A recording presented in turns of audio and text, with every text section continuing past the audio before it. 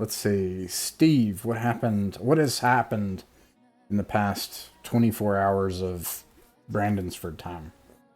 That's me, Brandonsford. Where were we? Oh, I think I'm still scarred from getting stuck with Mildred. That's kind of What where did it happen started. last? Yeah. It was that was Okay, actually tell me. it was real fast because and I actually let me toss it over to Chris because a big part of it was it's like, all right, let's figure this out, and you guys hit the woods very We, purposefully, and then a lot of Right. stuff we happened. were tired of getting sidetracked all the time, and I was like, let's just go, let's go, let's get to the barrow. We got to get there. We got to get the sword. So we went and we ran into some oh no! But then we said we'll try to hit up the dwarf camp maybe if we run across it on the way. But anyway, we didn't. We ran across some goblins carrying a cart full of goods, and they were sort of menacing us a little with their spears and saying, this is for the Goblin King. Don't come close. So I fascinated all of them with a bard song, except for the one that could speak common. He was the one who was not fascinated, and he was like, "What's wrong with y'all?" But all the rest of them.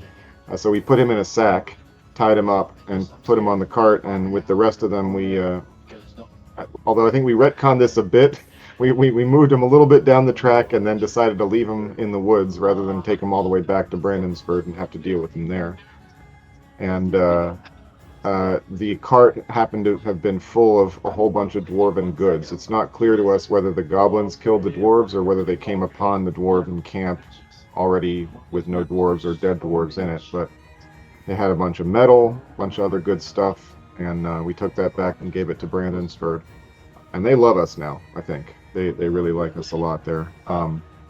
So now, after doing that, we got ourselves a nice piece of armor. I say we, but really it's me. But I needed it because my previous chain had been turned into a dress by a fairy By a guy, leprechaun. a leprechaun whose beard I cut trying to free him from a fishing line. But anyways, then we went that back. dress in case you ever want. Let me know. You present it when the time is right. I feel sure. Um,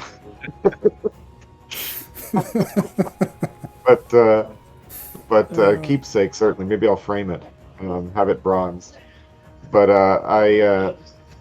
then we went back out again, struck out again towards the barrow this time, straight there, and we got there, but not before we were noticed by presumably the dragon.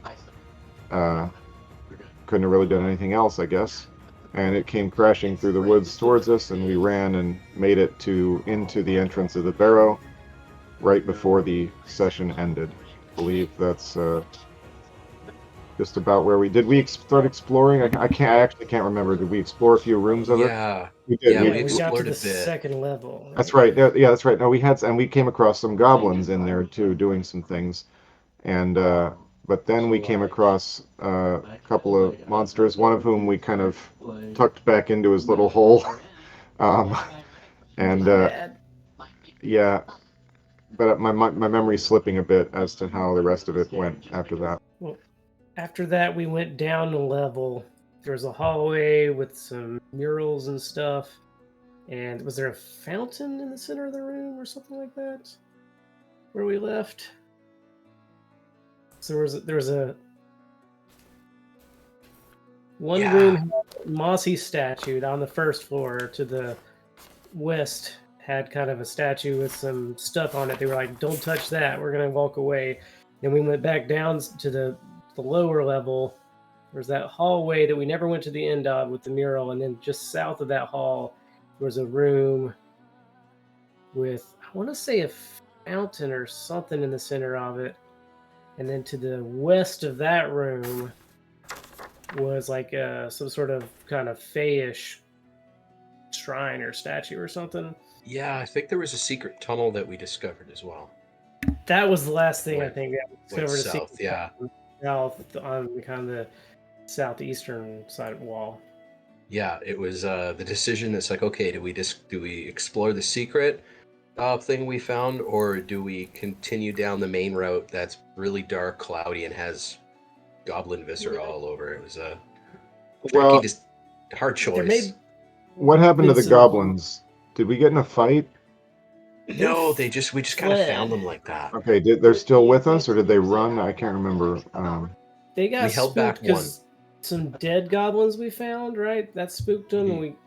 and then there's some mist that is kind of giving us pause. That like, I'm thinking there's Yeah. some undead down here based on the cold, spooky Yeah. mist. It also should be noted that we've got 3 hobbit retainers with us who've all just gone up to first level, and yeah, so they're carrying gear and helping us search rooms and things like that. And one of them is turned into kind of a little badass. He's got armor, and he's got a shield and a sword and everything. Yep, And that would be he's, Squints. oh, that's Squints. Okay, yeah. He's Ned and Squints. Yeah, Ned is his brother's got a dagger. Knob's got a dagger, but Squints is turning out to be a near warrior there. Yeah, we'll see if he can can make it work when the time comes. Yeah, I think that's it. Yeah, and that's where we are right now.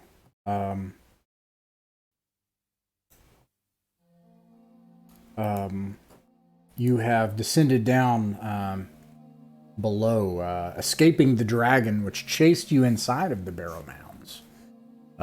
Both a good and a bad thing, since you were looking for the barrows, but also not quite ready to face the dragon yet. But you made it down into the second level of the Barrow Mounds, and there is this icy mist that's billowing down this long hallway. And you made it into this room, and at the far end of the room, you found a frozen fountain. I'm sorry, not a frozen fountain. A figure of some kind of fey, maybe deity, something that is worshipped there. Apparently, because everybody had laid out offerings, which you took, and you got some treasure that you took from the offerings, and some parchment with strange symbols on it. And you had just discovered that this part of the wall was hollow on the other side, and you were able to push it aside and find this unfinished passageway. And you're doing all these things. The goblins have been helping you. Edward's been kind of commanding a bunch of the goblins, and Ben has been commanding some of the hobbits. And then you see a dwarf and a human man rushing down. You hear their breath coming down the hall, and you hear the clopping of boots. And you turn around, and they're surprised to see a bunch of people here in torches as they just kind of like come to a halt. One of which you recognize, your old companion Farnlin, and the other person you do not recognize, who is a kind of scraggly looking middle-aged human man. And that is what is going on right now. I'll also describe what's in the room, just so you know. There is a slimy pool in the center of the room. It's about 5 feet deep. It's got things that are floating in it, like globs of algae. There's glints of gold and treasure, though, that's obviously down at the bottom of the slimy stuff in this old pool. And otherwise, it looks... it's just this old stone that's cracked in places, and the ceiling's fallen through different points. Chunks of rock have fallen down. It's claustrophobic in here, about 15 feet north to south and maybe 30 feet wide. What do you do? Thornwyn, where'd you come from? It's with you all the time. You didn't notice? Well, who's your friend? Hardly noticeable dwarves. You guys for actions. Can we probe the pool with I something? do I was thinking I do have my 10-foot pole with Axe. me still. I'm walking around with a walking stick. Let me find out who the newcomer is first. Oh yeah, who are you? Hello. Name's Warden. That's what they call me anyway. Been a while since anyone's actually referred to me directly in quite some time. But you want us to call you that. Yes, and he strokes his head, and you can see there's like this huge purple bruise on the front of his head. It's like, yes, I wouldn't know any other name. I see. Well, Edward's the name. Edward. He kind of like bows slightly. And this is Ben. You can call me Rat Bite. He's got a nasty little. Can't Bump quite and bring myself to scar on his call him face, that, yeah. but But you don't have to. Ben's good too. I'll answer it either. and Bashar. He raises his head or raises his hand and just nods. How did you all make it past the dragon? Warden kind of just looks at the dwarf. That might be more of a question for the GM. Yeah, still out there. And so it's up to you all how you all met, but that is in fact also why you're here. Is there was a dragon outside, and you faced imminent death if you didn't, make for the nearest cover, and this is what you found. Okay. Well then, yes, let's probe this pool, shall we? It's like anybody else wanted. Last time I poked something, it nearly ate me. Anybody else, he'll offer the 10-foot pole if anybody else wants to poke it. If not, I'll take a turn. all right. Yeah, I've got my own. Just I'd Bow's be ready. Nervous. I'd like to clarify that I'm going to stand pretty far back. I'm going to actually walk just to the edge of the threshold of the room, I think. Okay. Okay, so what's being probed exactly? What? Yeah. Well, so we can't see the bottom of it? There's algae stuff floating around. We can see shiny stuff on the bottom. But I think it's pretty murky. All right, well, let's see what happens. Quick admin question. What's the password to the app right there? I can't get into. Oh, I can't see the map. Yeah, follow me, all one word. Okay, that's right. Thank you. So who is poking it with the 10-foot pole then? I am, Edward. Okay, I'll move you over there. Okay, so you take your 10-foot pole and you poke it into the water, and immediately as this happens, the water starts to like burble, and something latches on to onto the end of the 10-foot pole.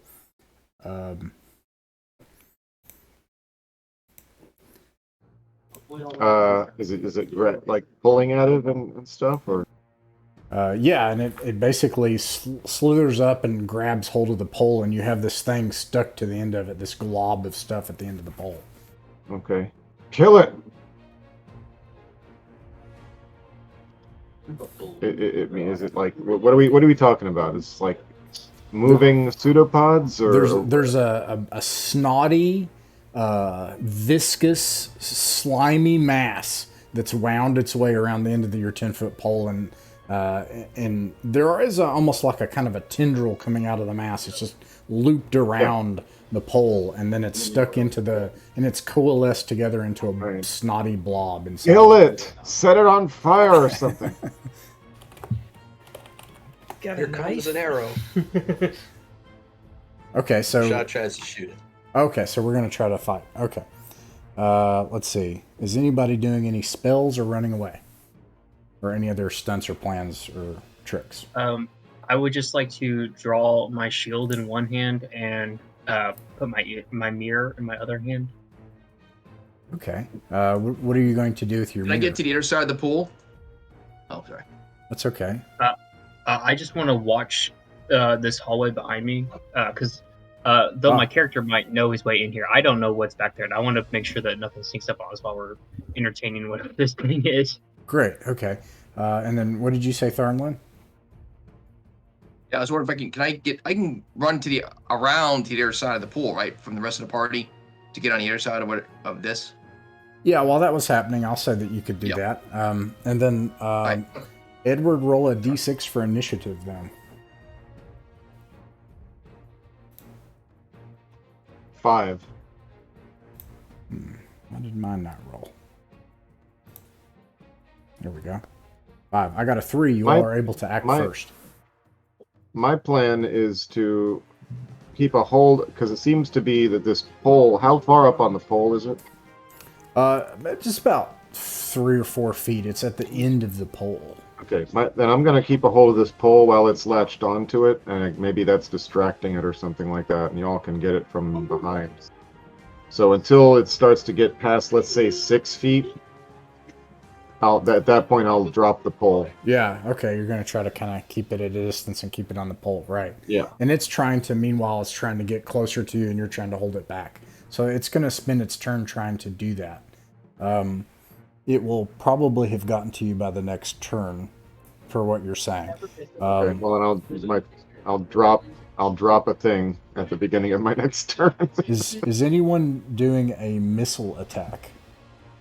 Shaw's gonna shoot at it. Or moving, for that matter. Okay, roll to hit and damage. And if anybody runs up to do melee, you can also do that as well. Roll to hit and damage for melee if anybody's doing that.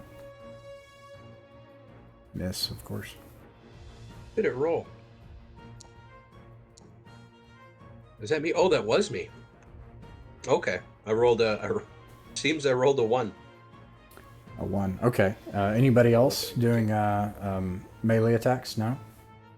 Nobody's attacking Yeah, yet? I'm trying to do throw an axe. Oh. 2 hand axes and one battle axe, so one of the hand axes. Okay. Yeah. And I can't find the dice roll thing right here. You can roll for me if you want, but Yeah, sure, I'll do that. It is kind of, without the macro setup, you have to thank go you. to the... That's fine. That's a 3. That misses. Yikes. Okay. All right, that makes it its turn, and it's going to take its turn, making its way all the way up to the what you had said, and then you drop it, and then it starts coming towards you. It spends its turn doing that, and you can roll for initiative again, Edward. D6.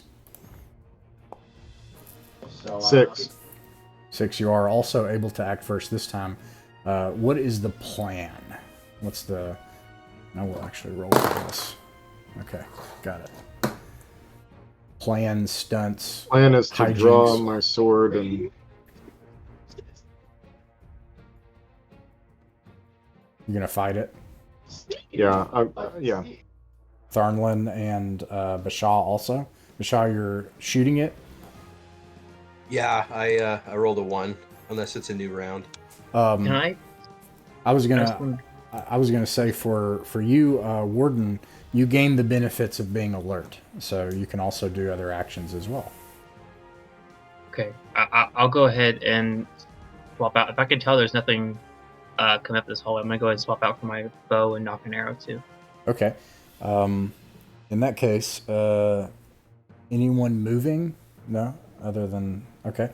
And missile attacks. I am just moving like right here. Okay, gotcha. All right, All right. here comes pew pew. If you're doing a Good missile one. attack, you can roll to hit and roll Yeah. your damage. That's much better. It hits. That's better. Right. Oh, Oh, nice. max damage. Oof. Any other missile That's attacks? better than 1. So it says 16 is or 14 is a failure. No, don't worry about that. 14. I rolled a Interesting. 16. 16 hits. Okay. Um, and then Dave, it's /R space 1d20. Okay. Sorry, go ahead, Jake. I would say, how do I roll for damage? So it's /R space.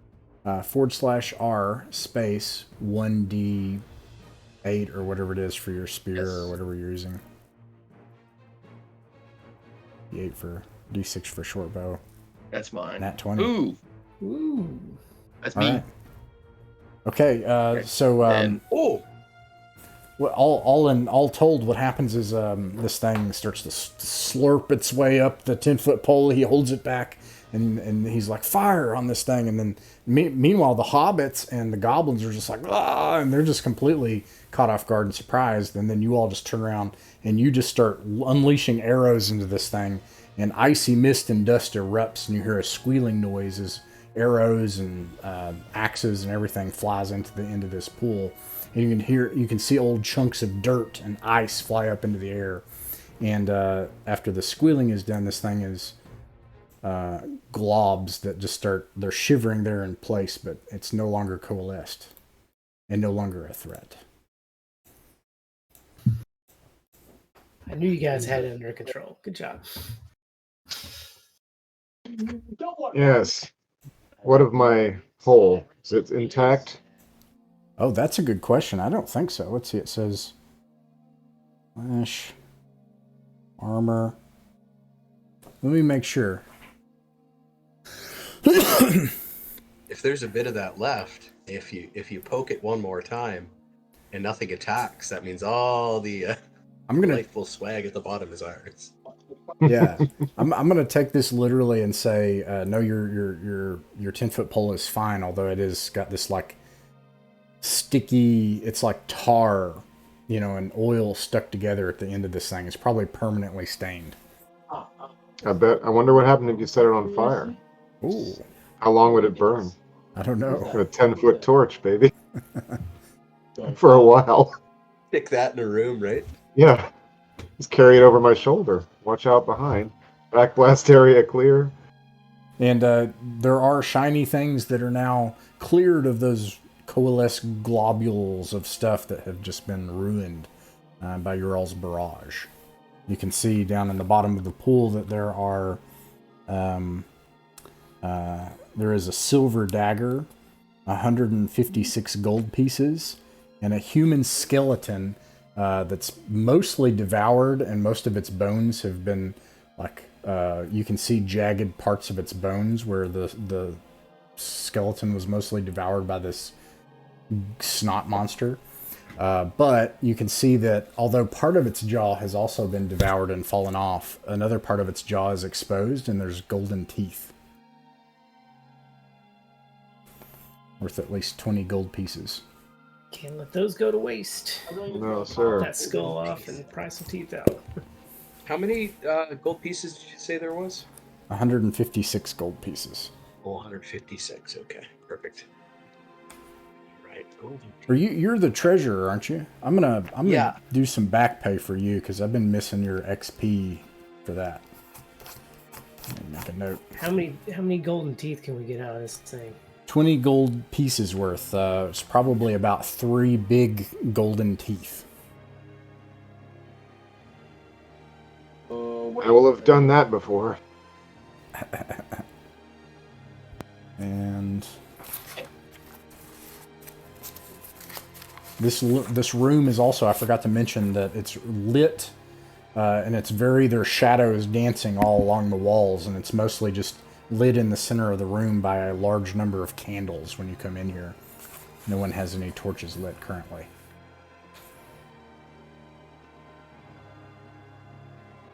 What do you do? What's next? Well, we've got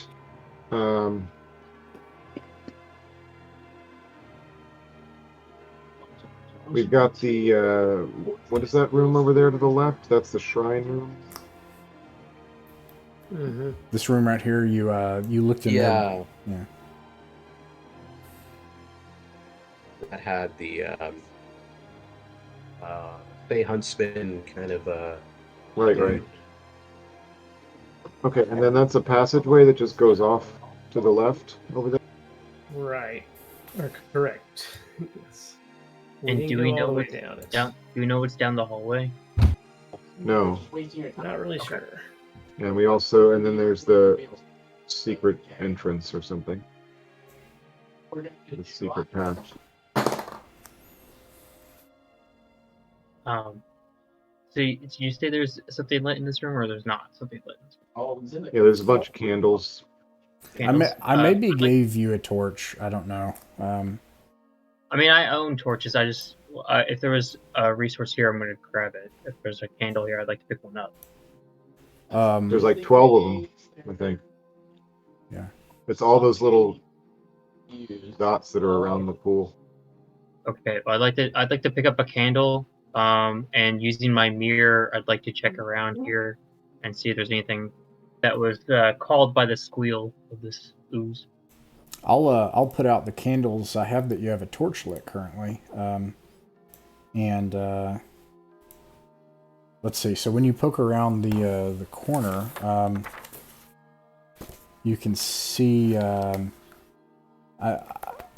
of the things that you saw right here when you ran down the stairs as you were coming in and fleeing the outside.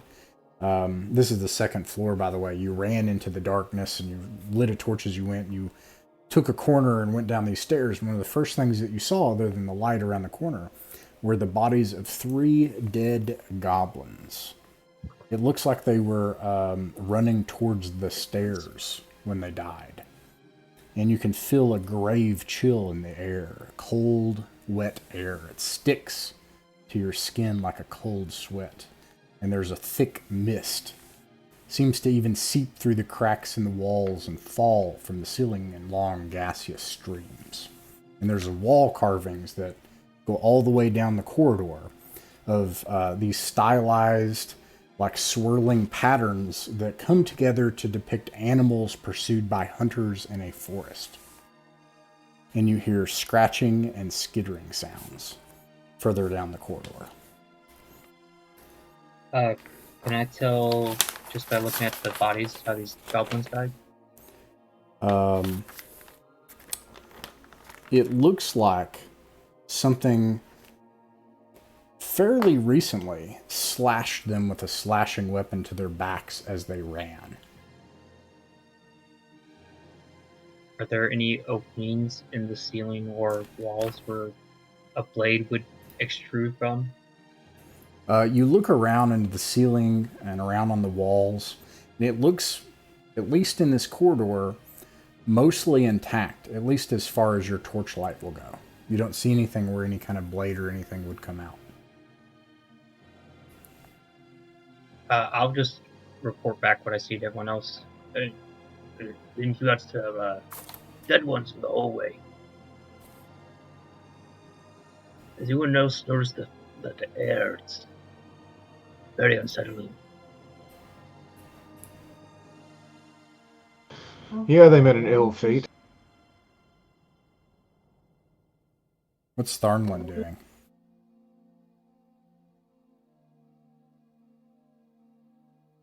Sit back and just observe some more. Right.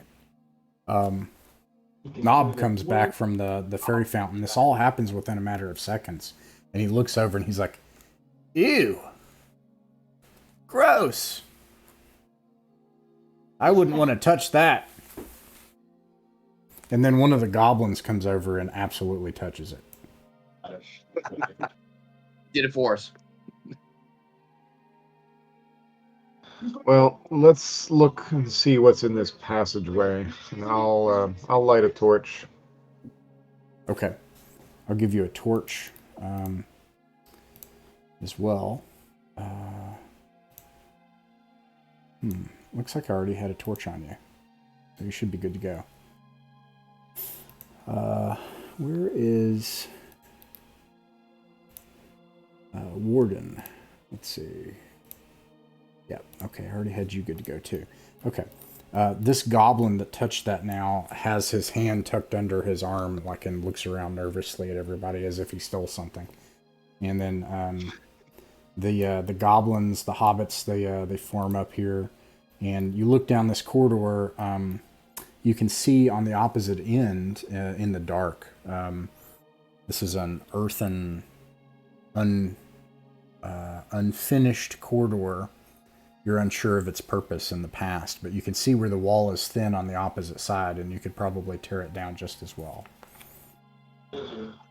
Well, I'll use my pole. Use the sticky, oily pole. Yes, yes. All right, you use your pole and you knock down the wall into that room. and I will tell you what you see.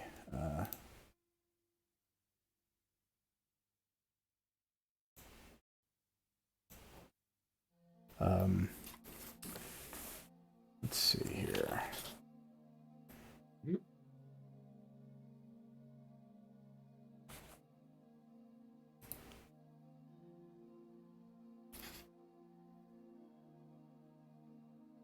A statue of a noblewoman stands in the center of the room. She holds a sword horizontally in front of her.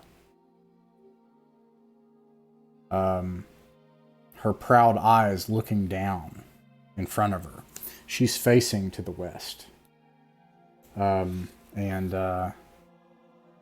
Flush with the wall behind her is a closed set of doors.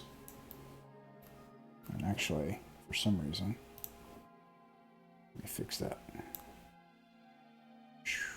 Oops. There you go. There's your closed set of doors. And reset this too. There you go. Yeah, so you have a woman, a statue. She's holding a blade and she's looking towards what would be the entrance to the room. You know, you're coming in from the side. It's a stone room otherwise. Yeah, that's what you see in this room. When you come into here, you can also see into the adjacent room that there are 9 statues here, lining the walls of an otherwise bare room. Stone warriors standing at attention, their back towards the stone maiden. Shadows in their face are deep and dark, and your torchlight stretched longer than they should be.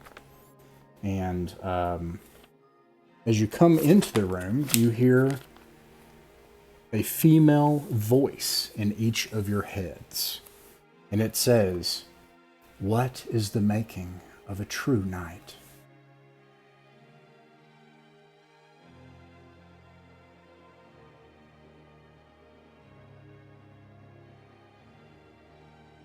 I bet it's what those 4 statues said above.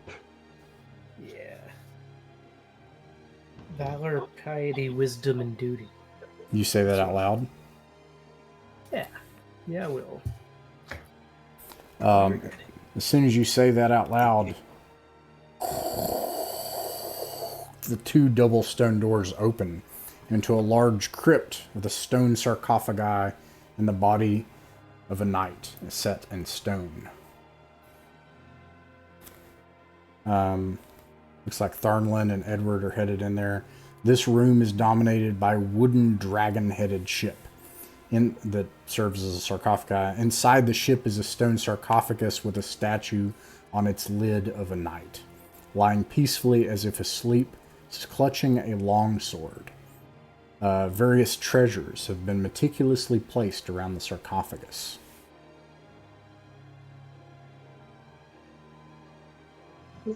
Well, boys, this is it.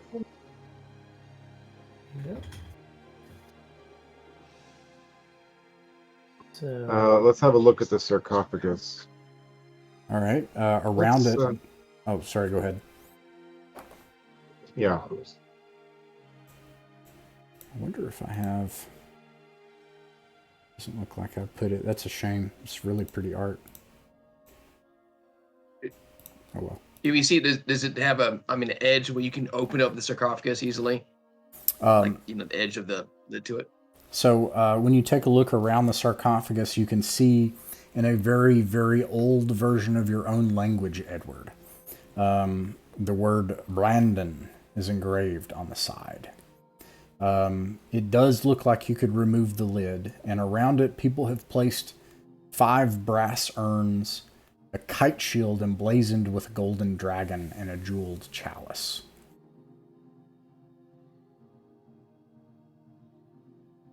I'm not sure if I'm supposed to check that. I'm gonna go to bed. Well, if we didn't need to deal with this dragon, I would feel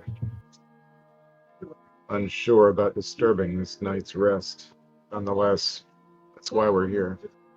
And Rabbi will just kind of say out loud, just it's like, we're only taking this because we need it to save everybody in the hobbits for valorous deeds.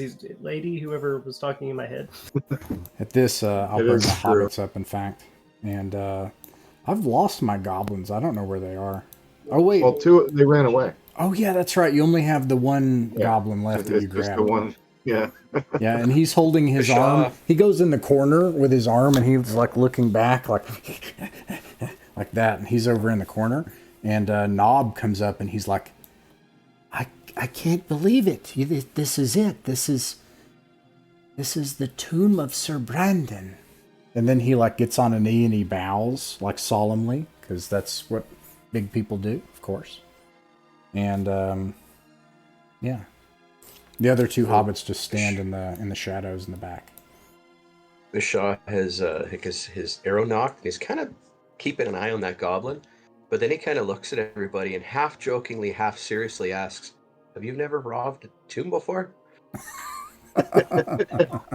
As he kind of like he's got like the arrow in this hand, but he's also kind of like reaching forward, kind of stopping, Well, like, "You guys." Yeah. I've never robbed the tomb of a noble knight before. I can honestly say that. Goes. Picks up the sword. Oh, you? Well, you the Not sure sword, about noble the sword, knights, the but- sword was a stone sword. I thought that it was just a figure of the Sorry, sword. So, in order to get at the sword, I imagine we got to get open the sarcophagus, which is, I'm just a little uneasy about it, but I'm, nonetheless, it's why we're here. So, Well, this jeweled chalice, for example, might be helpful for serving wine sap. That's why I'm taking it. That's when you look at the it's for jeweled noble chalice, cause. this thing is it's chonky. You think it's probably worth at least 600 gold pieces to the right buyer. Oh. Yeah, it will hold a lot of wine sap. That's just for valorous reasons. We totally valor and duty reasons. I give a look of sort of mild disgust over at Ratbite's way, and also at myself as I endeavor to push off the lid of the sarcophagus. Oh, and Tharnlin was doing this as well, right? Yes, So you guys, yes. and then the sarcophagus lid kind of slides off and then like crashes. I'm going to make a noise check. Is it like heavy like stone? Yes, it's very heavy stone, but you're able to move it. It kind of slides more easily than you anticipated. Let me find. Well fitted.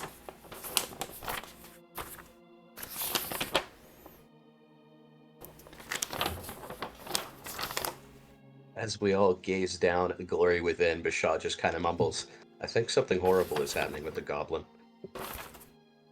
The goblin's like.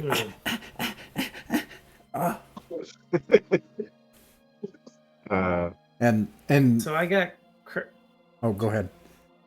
I crashed for a little bit. Was there something I missed with the goblin, or are we all in the same dark on this one? He touched the remnants of the snot creature thing, and now he's been like hiding his arm and he's holding it and he's making weird noises. One of the hobbits is like, "Hey, can you keep that down, please?"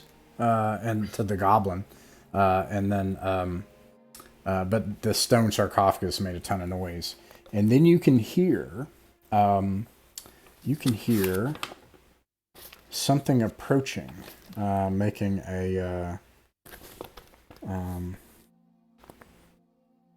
a kind of ethereal screaming noise. Now, that's off in the distance. So you push the stone sarcophagus, the cover off.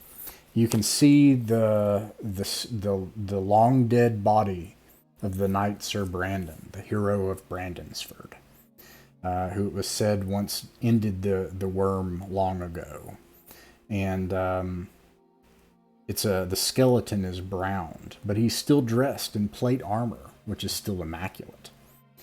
And he's holding the holy sword of Sir Brandon, which is flawless and gleams in the torchlight. Okay. I take the sword immediately. All right. Yeah, I think something horrible is coming. So, if anybody That wants sword to might be help useful. grab Yes. whatever this plate mail we can Yeah. grab, Yeah. Yeah. If anyone, Any other? there's also the kite shield. Raider style. Don't forget the kite shield. Wait, did you guys? everything we got to run. Oh, you guys took everything. Okay, Big so you me. got 5 brass urns. All right, so if that's the case, I will say who takes the stuff. Let's start with that. I've got 3 slots available. I ditched my shield and armor and stuff. Yeah, so I'll grab 3 things. I'll just say that basically 2 of you are with treasure currently, because it's 5 brass urns. It's these like amphorae type things, you know, and then a kite shield and a jeweled chalice. So I'll just say 3 of you are with treasure. Well, I mean, can you equip Got an urn. Thorngrim? Can you equip Thorngrim, right? All right, Thornwyn. Thornlin. Alternately, you said you had 3 slots. How many the other people starting out? Did you guys have a bunch of free slots in your I equipment? only had 1 slot, and One, I okay. grabbed that big chalice, so I assume I'm full up unless I drop some stuff. How many slots? These are caribou urns. I'm just trying to get a sense of like, is there just a bunch of free slots where people didn't start out with 10 items? Because if that's true, then we'll just say no one's with treasure, but if you get anything else, 1 person will be. Okay, hold on. Containers don't take up slots, right? Right. So the slot system is like when you begin into the wilderness, right? If you start out into the wilderness with more than 10 things, you start out with treasure. But Okay. I won't say you're with treasure in a dungeon until you're, you know, with a bunch of treasure that you're carrying around, and then I'll say, all right, you're with treasure, you know. Well, I've got 2 slots then in that case. Well, since you guys have a bunch of free slots, I'll just say that you're able to still carry that, but you got to divvy it up. Everybody's got to kind of carry a bit. You got the goblin, you got, well, maybe not the goblin, but you got the hobbits helping, you know, and stuff like that. Okay, so then, and Can I tell which direction this noise was coming from? you can, and thankfully you were keeping a lookout, as you had said, because you do not have to roll a d6 for surprise. But it does. And it is not surprised. And you can hear the marching sound of stone feet led by an ethereal figure. And this is Warden that can see this. And it sees Warden first, and it says, You. Robber. Stop. Warden reply quite disgruntledly. I've stolen nothing. My hands are clean. What's your charisma modifier? Oh, good question. I don't know how the modifiers work. I have a charisma of 12. Oh, let's see. 12 is I think that's still plus 0, right? And then 13. No. 13 is plus 1. 13, yeah. Okay. Yeah, okay. All right. So, nonetheless, 6, 7, 8, 9. Okay. So the ghost comes to you and kind of looks at you. You all can hear this in the room nearby. Like you are back here and you just picked up the sword, right? And then Warden is back in this room. You can hear him talking to some kind of creature and or something. And in this echoing ethereal voice, it says, Why have you come here? Is it time? Warden replies, I came here seeking shelter. I do not know anyone else's intent. Do you really believe that? Yeah, because I think I don't know. He's just been watching guard and like super cautious and not really knowing what's in here, and everyone else he's just trying to like stay in the pack, but he doesn't know. Like he's just met these people, he doesn't know anything. What's his alignment? He's neutral. Ah, okay. Then the ghost draws an ethereal blade and says, "You must leave this place."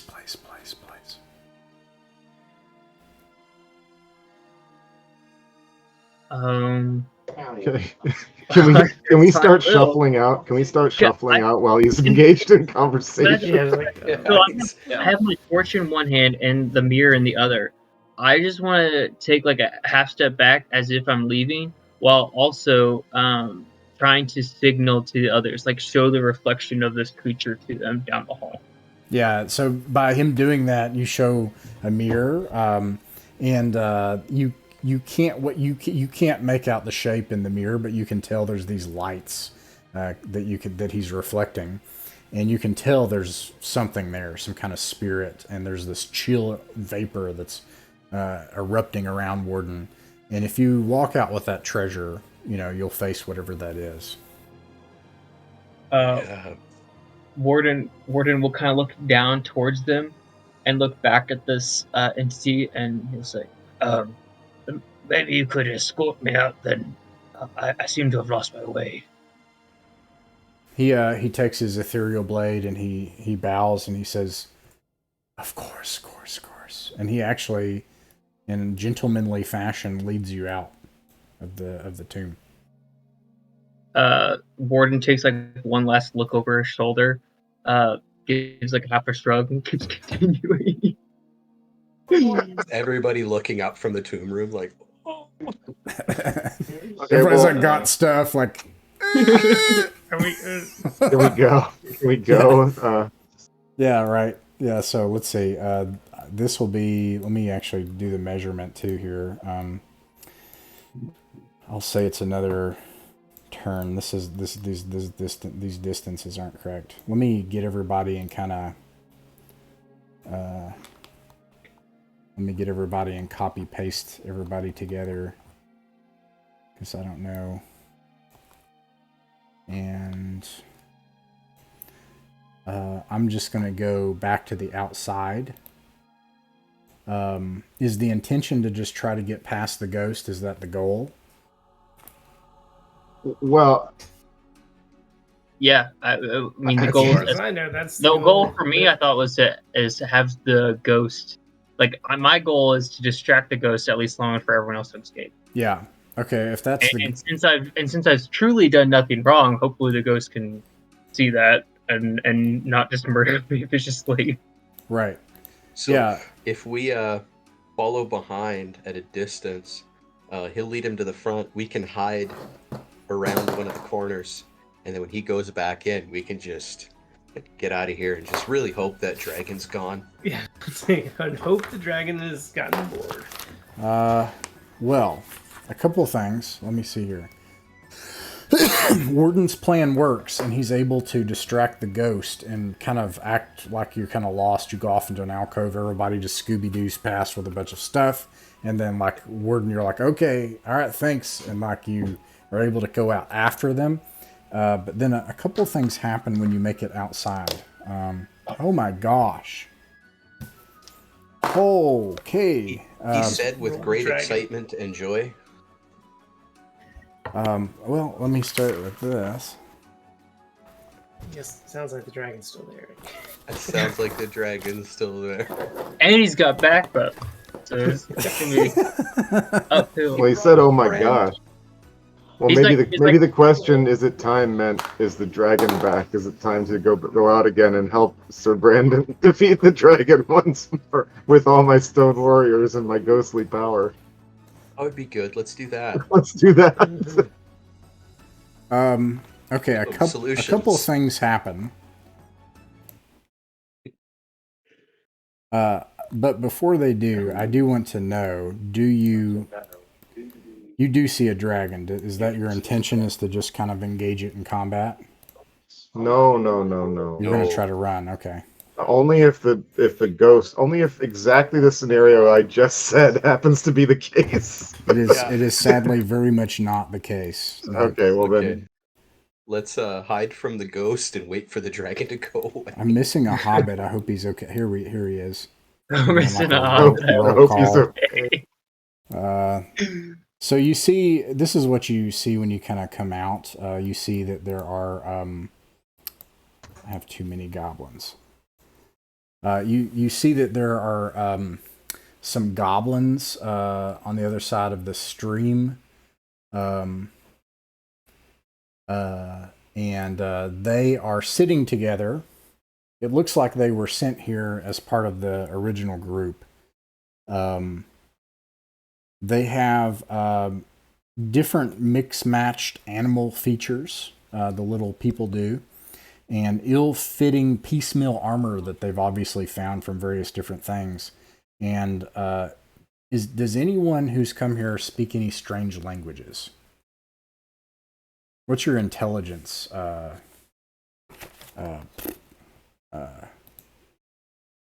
have a 9. Warden. You have a 9. Okay, so you wouldn't know an extra language. Okay. Nobody? Okay. Then they're just kind of like, oh, and they're not even in tune to, like, they're all on different beats and at different points and stuff, and they're slurring, and they found something, they're drinking it. They're obviously really drunk, and they see your goblin who's like, and it's like, he's like, and he says something in their language, and they look up and they're like, and then after that happens, all of a sudden, this noise shatters the air. And this beast leaps down from a nearby hilltop and just starts running towards the goblins. And the goblins are like, "Gah!" And they look up. And that's what's going on. What's the plan? Use distraction. Let's run. You're just going to leave the goblins to their fate? Does the river go towards the dragon or away? Like, which way does the river flow? The river is flowing this away. Okay. I think instinctively I'm just going to jump into the river. Because, sure, I might drown, but I could also use the river current and swim away. And maybe even hide in the river further down the banks. So is the plan to jump into the river to try to use it as kind of like scent and visual camouflage and just stay, and try to stay low and flow with the river? I think my intent is just survival. So I want to, I think jump into the river and try to use its current to aid me in escaping. What does the group do? Is that the group's plan, is to jump in the river? And I don't feel good about the river. No way Bashaw's jumping in there. They're alligators. There's alligators, there's leprechauns. Yeah. So, like, I guess Ward's like, gets ready to jump, and everyone just shouts alligators. He's like, hey! Not yet, anyway. There's no dragon yet. And also, as you've stepped out, the weather has changed as the clouds have kind of towered up over the past few hours when you went in, and there is rain that is starting to fall now. That'll cover our sound and scent. Let's run as fast as we can. Yeah, let's run into the woods, I think. Not along the river, because it's like a clearing along the river. And we'll just go deep into the woods and then cut back once we're far away from the barrow, like cut back southwest. Okay, so the plan is to run to the woods and use the woods as cover. Okay. The woods on the southeast side of the river. Okay. All right. In that case, it's all going to come down to how these goblins do against this thing. Valiantly, goblins. Yes, fight. They that's what it's going to come down to, whether or not, and also does this thing notice you? That's good.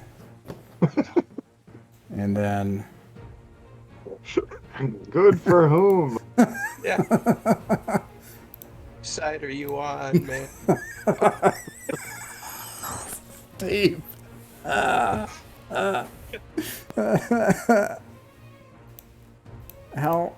Oh, that's not a... Okay, here we go.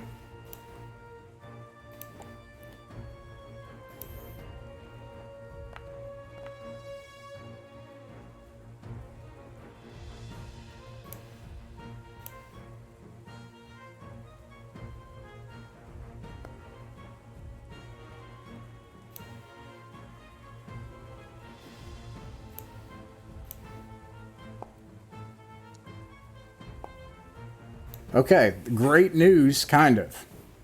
And the other goblin definitely does not stand and help its friends. He's just like, God! And you all start to run. You see this gout of like molten black stuff just billow out of this thing's nostrils, just like a mixture of hot burning tar and magma just come out, and it the bridge actually melts on the back end of it. It goes, and the bridge falls into the water, and there's just nothing left of the two goblins. And this other little goblin's like, ah, and starts running.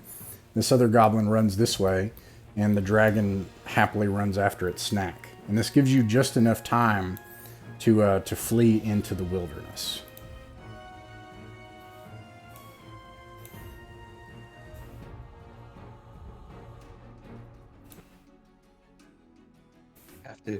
We have to get back, and that way their deaths were not in vain.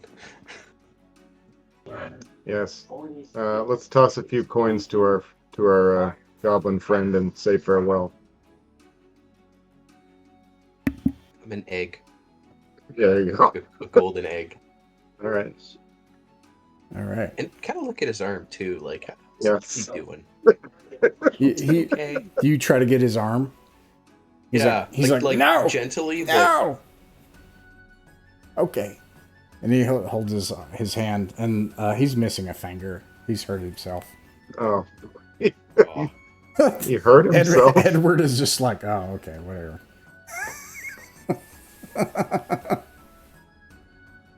You just earned the moniker Nine-Fingered. Right?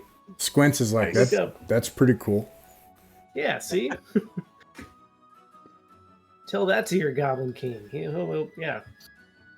He's like, I'm never going to see the Goblin King again. If I go back, the Goblin King will kill me. And he's going to take over this place, and he'll kill me anyway. Why would he kill you? I'm hanging around with a bunch of hobbits. Well, you don't have to tell him that. That's a good point. He's going to try to run away. You can. Okay. Wait. Your friends are all dead. They'll never tell on you, probably. Bashar goes, wait. He runs off into the forest. Okay. He didn't take his egg. Can I pursue him? You could try to.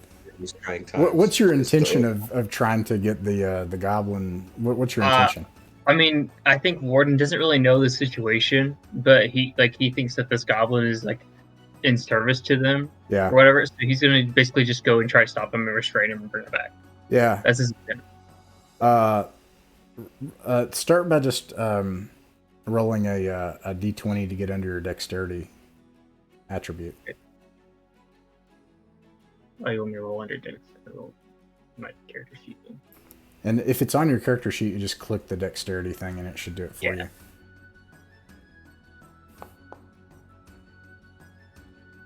Failed by 1.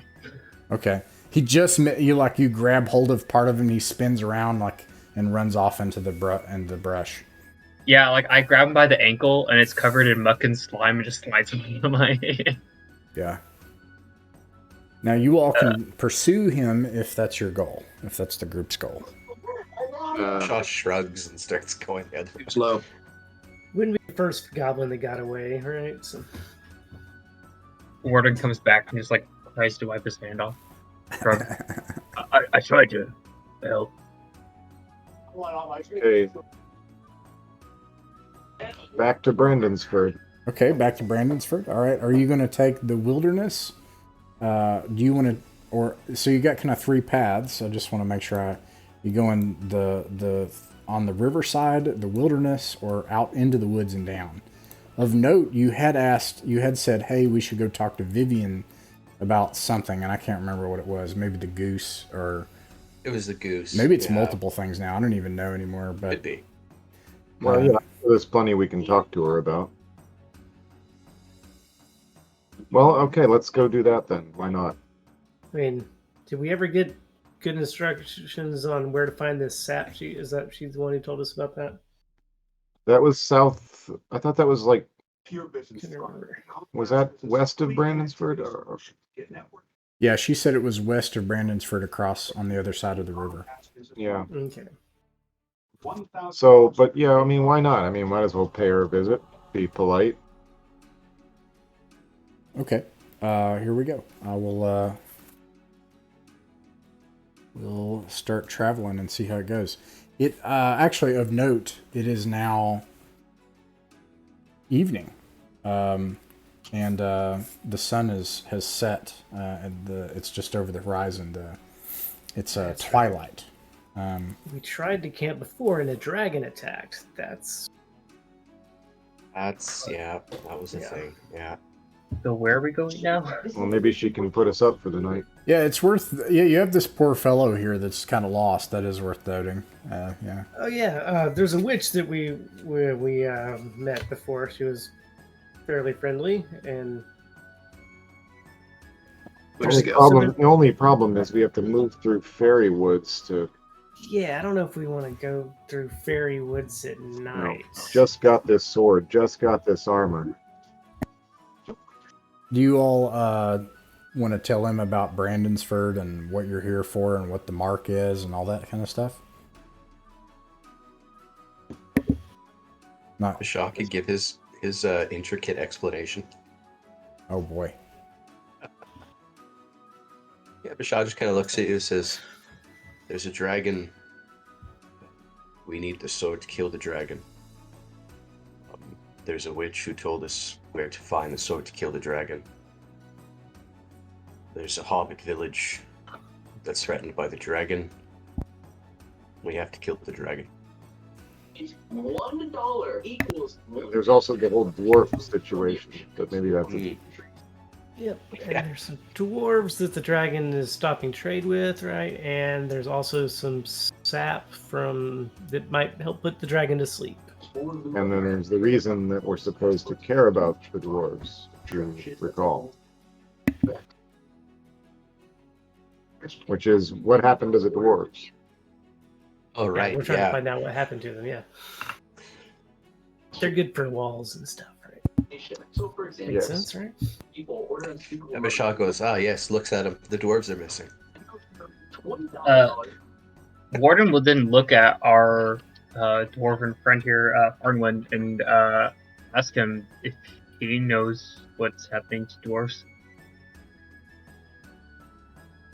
Thornland kind of looks at him. What I know in this case, you came here for that reason because so you came here from Carn Baldur to the northeast on the other side of the Black Spine Mountains, and dwarves came here and they never returned, and you haven't heard from anyone from here in weeks. investigating. Yeah, you're investigating. Right. So you also don't know what happened to the dwarves.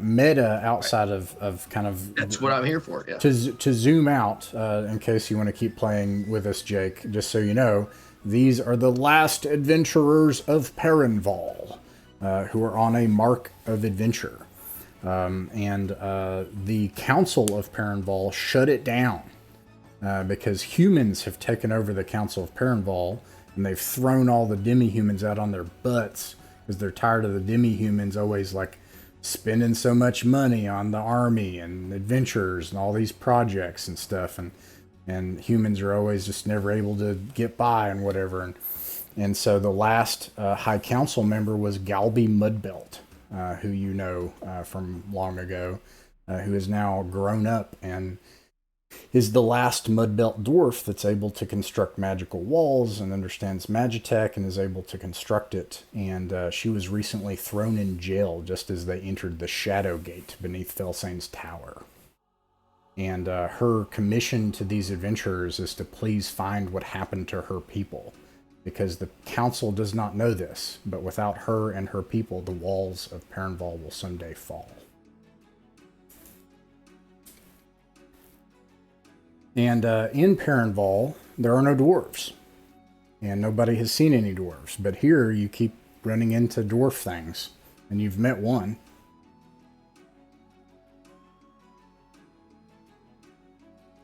Yeah, so the question of where are the dwarves means different things to different people. But for one reason or another, we're all looking for dwarves. So I don't know about visiting this doggone witch because I don't want to have to deal with those fairies again. Oh yeah. I mean, but we do need us. But then again, if we're gonna sleep in the woods, by God, we We're might lucky do. the fairies will take care of themselves. We may have started a fairy conflict, right? I don't know. Yeah, outside character, we accidentally and unwittingly started a big fairy war. So all the pixies and stuff are in a great conflict, and we occasionally get little glimpses of it, though we have no idea what's going on. So I leave it to you guys. I could go either way. I suppose it'd be a bit of a march to make it all the way back to Brandsonford tonight. About how long would that take? It would be into the night. My interpretation of the rules is that you will not gain a negative modifier from until the next day for going without sleep. So you can march through the night, but it will be dark. So what I'll say is I'll just double it because you're going to be in the dark in the woods, and you will not be able to surprise anything. So those will be the two costs of traveling through the woods at night under torchlight. And you're going to have to use your torches. So I don't know if I have enough. Or if you have lanterns. Yeah. Okay. What do you guys think? I think we should just try to make camp and wait it out. Yeah, if we can find a just defensible little spot to set up camp. Yeah. Okay. We'll go with that. All right. Let's maybe move it a little. We spend a little bit of time to try and get more distance between the dragon and us. I don't know how. I don't have a good grasp of how. Oh yeah, let's march for a while. Let's go for like a half an hour or something like that. I'd say get an hour, half an hour, and then look for camp. So Bashaw, you could do your ranger thing if you do your tracking check and your a wisdom check. Then I'll give you the better of either. If you do the tracking check, I'll give you something better. Then this, because what I'm hearing you all say is we're going to try to find a good campsite and try to avoid the dragon. We're going to try to get out of the way and be all tactical and stuff like that. I did my wisdom, but I didn't succeed at my tracking. Okay, so you're not able to definitively find like different, evidence of maybe the paths the dragon has taken through the woods as the sun sets and it's now dark nighttime, but you're able to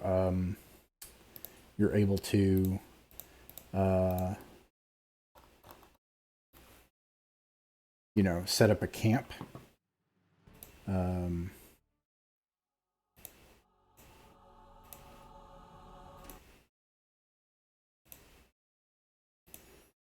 And I will leave this up to a couple of checks for what happens for the night. As we're getting settled in, can I get up high in a tree where I have a good vantage point and take the first watch? Cause I want to throw a rope over a tall branch and then catch the other end of it and hoist myself up. And then once I get up there, I'll be able to perch up there with a bow and arrow and just watch. Why don't you also do those two checks? Okay. So,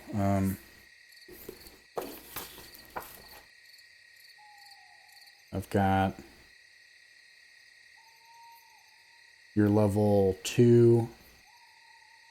So you do a D100 to get under 30, but we're also... Oh yeah, it's raining, by the way. That kind of sucks. I forgot to mention that. I did succeed my wisdom check.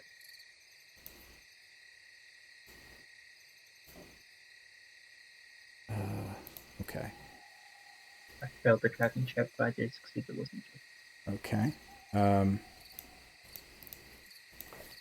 let me also check on the weather, because this is going to affect all this quite a bit.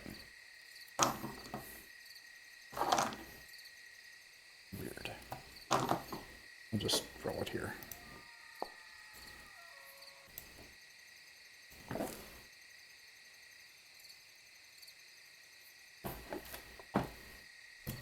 Oh, here it is. Okay. The rain actually stops. It's pretty cool. That's good news.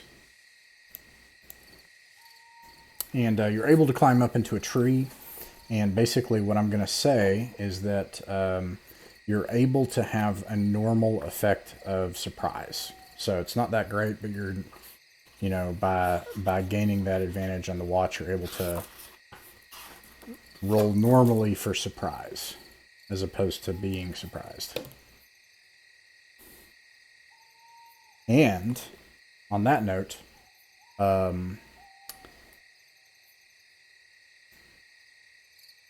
Warden and Bashaw can roll a d6.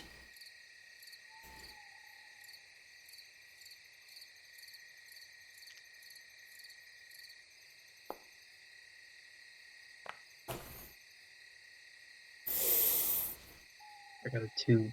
You got a 2. What did Bashaw get? You're muted.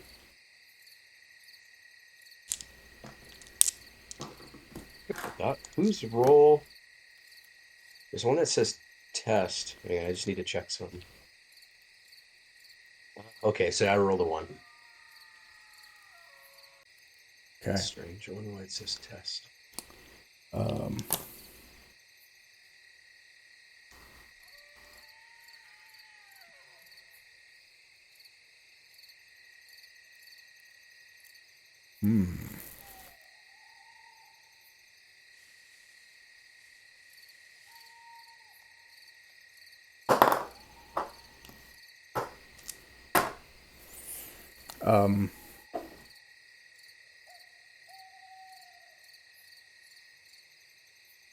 I think, well, one more thing. Oof.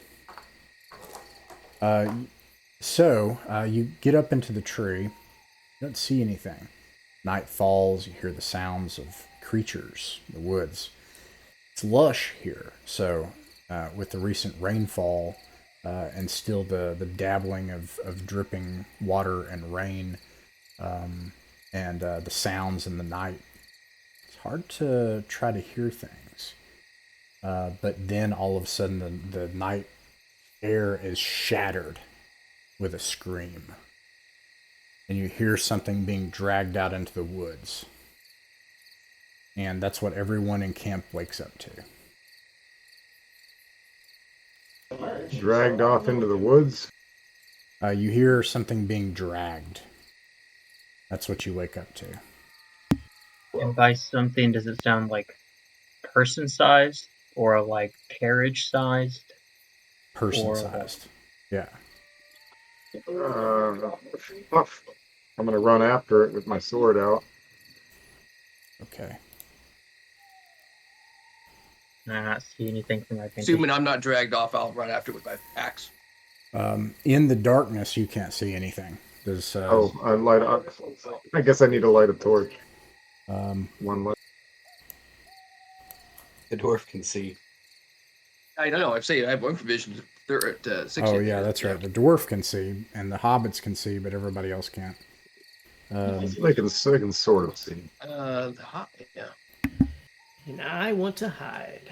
Let me get... Dark vision. I'm sorry, not any provision. That's the new rules. No, you have infravision. This is the old rules. It's better. Okay, It's right, better right, than dark vision. Yeah.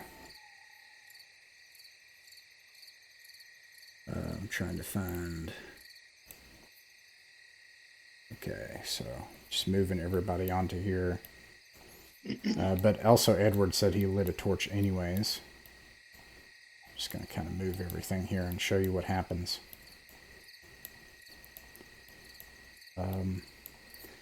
And it's kind of, when you look around, you notice... The goblin's gone, by the way. Oh, oh yeah, that's right. The goblin left. Also, this is too much for this. Let me do 5, maybe. Maybe like 5 and 2.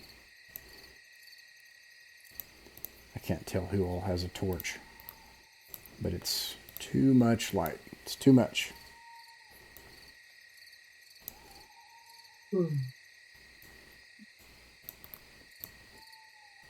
Oh.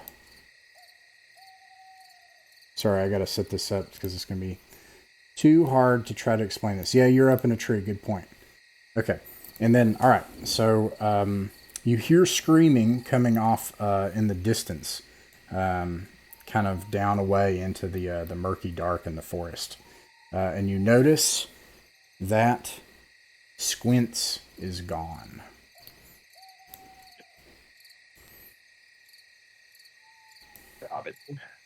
With all his sword and shield and everything. Huh? Yeah. Well, you hear a dragging noise, and then when you get up and you light your torch, you can still hear screaming coming down that way. Yeah. Okay, well, if my torch is lit, I'm pursuing. You're going to try to catch up? Okay. Yeah. All right. Shaw will do the same. And everyone else is leaving, then I'll rappel myself down and follow as well. It's pretty easy to see where it is, so I'll just kind of keep this as an abstraction. It's not what's important. This tabletop for in case we need it here. Let's see here. And I'll just use something else for this. Oh, something like... Doesn't matter. I'll just pick something. There we go. Okay. And then the evasion. So you are slower. Shaw's unarmored. Bashaw's what? Yeah, he's unarmored, but he still could be slower than whatever these horrible creatures. I couldn't hear you. Let me turn you up. Oh, sorry. Bashaw's unarmored. Okay, so but you're still probably slower than this horrible creature. all right. So I also have the pursuit ability too, My which is wife the picked extra 10. just that moment to scream and make me leave the room. What did I miss? So I have, invasion is reduced by 10%. Oh, nice. Okay, thank you. Plus, they're dragging the body. So, Bashaw is unarmored. Who else is fast? Who else doesn't have a lot of armor on? I mean, I have leather, but I'm in leather armor. Yeah. Okay. I have mithril chain, He's which got my shield and axe because I didn't sleep in armor. So I think you said mithril Leather doesn't- armor. It has the weight of leather armor instead of Right. chain. Yeah. Yeah. Okay. So, Bashaw, you're able to. So you're running after this noise. Is that right? I'm just trying to make sure. Okay. Yeah. So you're able to catch up and you can see that Squints is being dragged off into the darkness by these creatures, and they are the huge shining wolf things that you saw before that spoke to you in the wilderness. And that's what you see. You see 2 of them, and they are biting and gnawing at Squints, and Squints is trying to kick them off.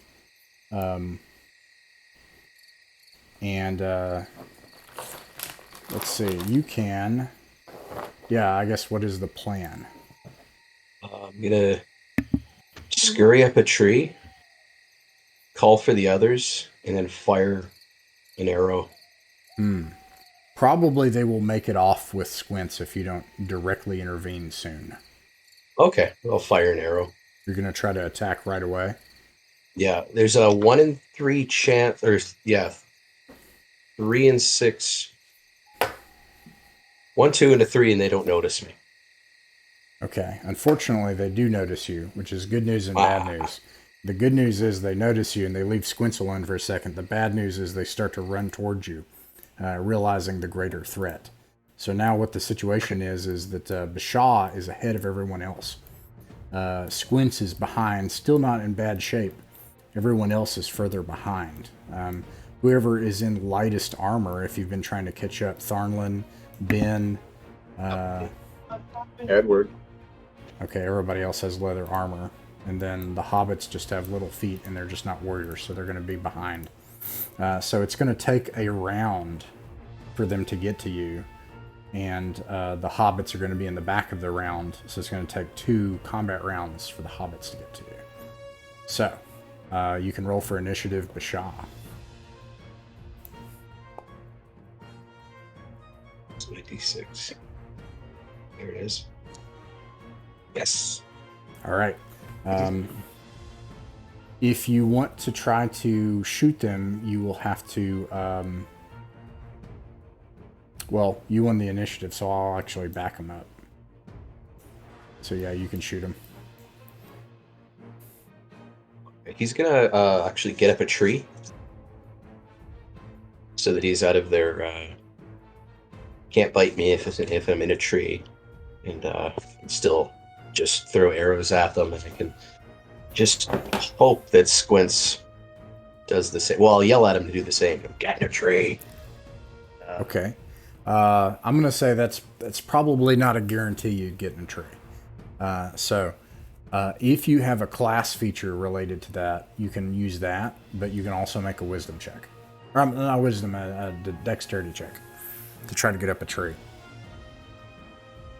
Especially it has just rained. Yeah, he'll try to get up the tree. That seems safest. Drum roll, and also roll. Yes, in a tree. Nice. Yeah, you're able to scramble up a tree on this turn. Squints is also going to try to make it up a tree, as you have asked him. He also makes it up a tree. You all make it up into... And actually, it's not trees. There are these old stone structures in the wilderness. You're able to kind of like shimmy up, hold and kick off of and make it to the top of. These hounds are snapping at you and yeah, clawing underneath them. And you can actually hear it speak in your own language. It says, "Come down and play, man. You look tasty." And let's see. They can't do anything. So the question is, are they surprised? So I'm going to re-roll that. And super cool, if Tharnlin, roll a d6 for surprise. Sure. This will kind of resolve whether or not they're caring or paying attention to you.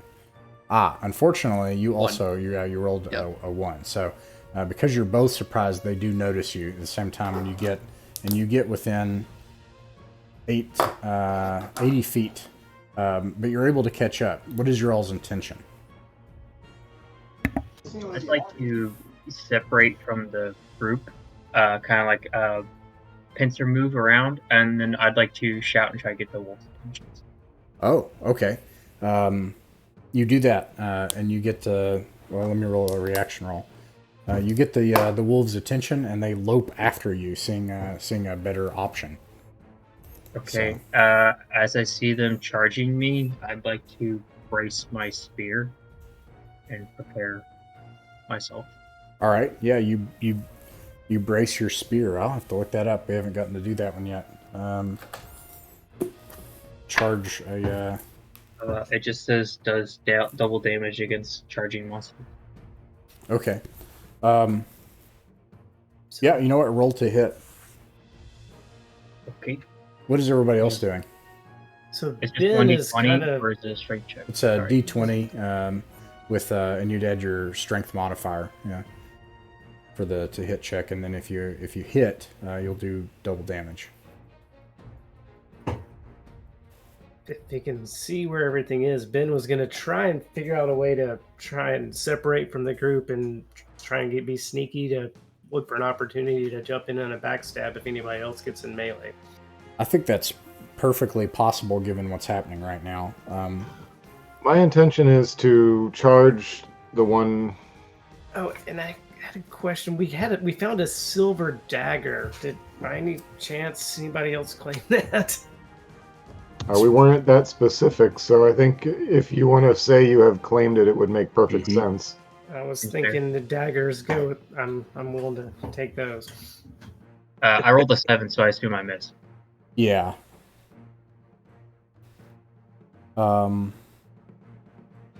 Let's see. I'm also going to do a morale check now that they see that they're in combat. Let's see. That's 3 and 4. Yeah, that misses. And then... here we go. 3 and 4 is 7. Fascinating.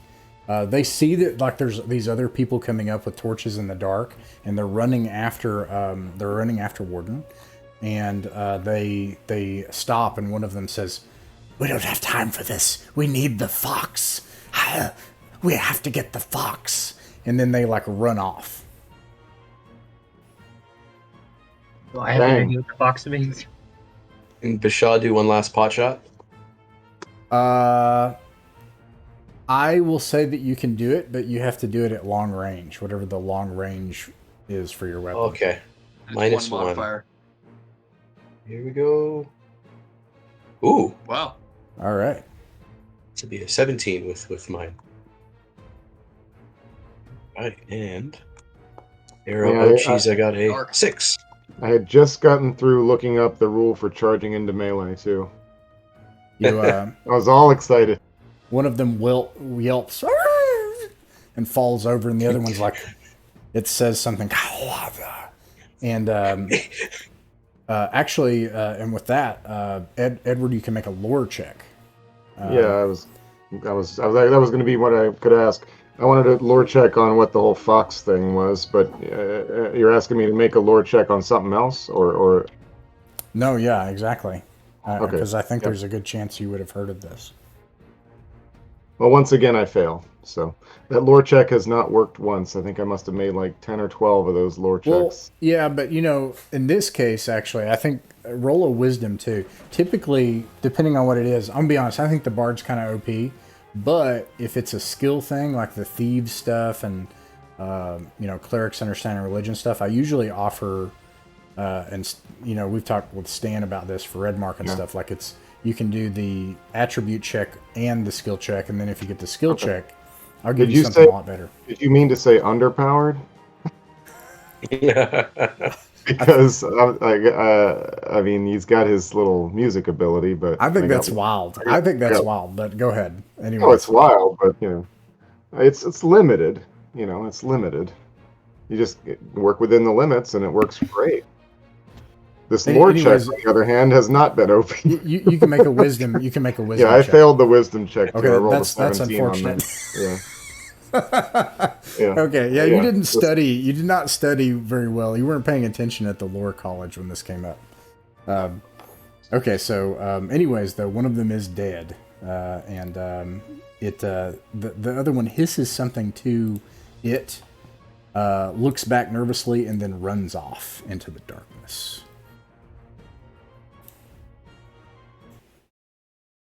I'd like to go examine the body.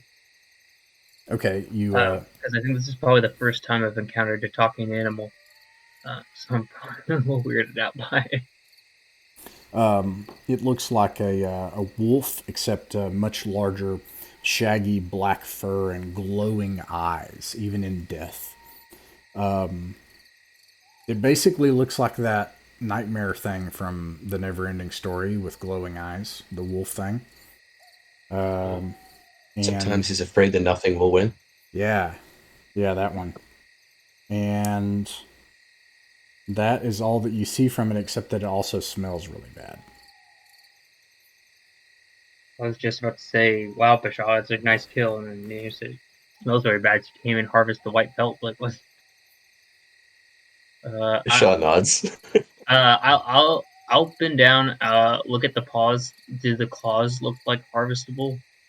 You could, so for that, it just takes time, and what I'll do is, you have your ability for that, So you can do the check that would be used for hunting, which I think for Okay. you is like a 3 and 6, and then you can also It's do a 5 wisdom and 6 check. for hunting.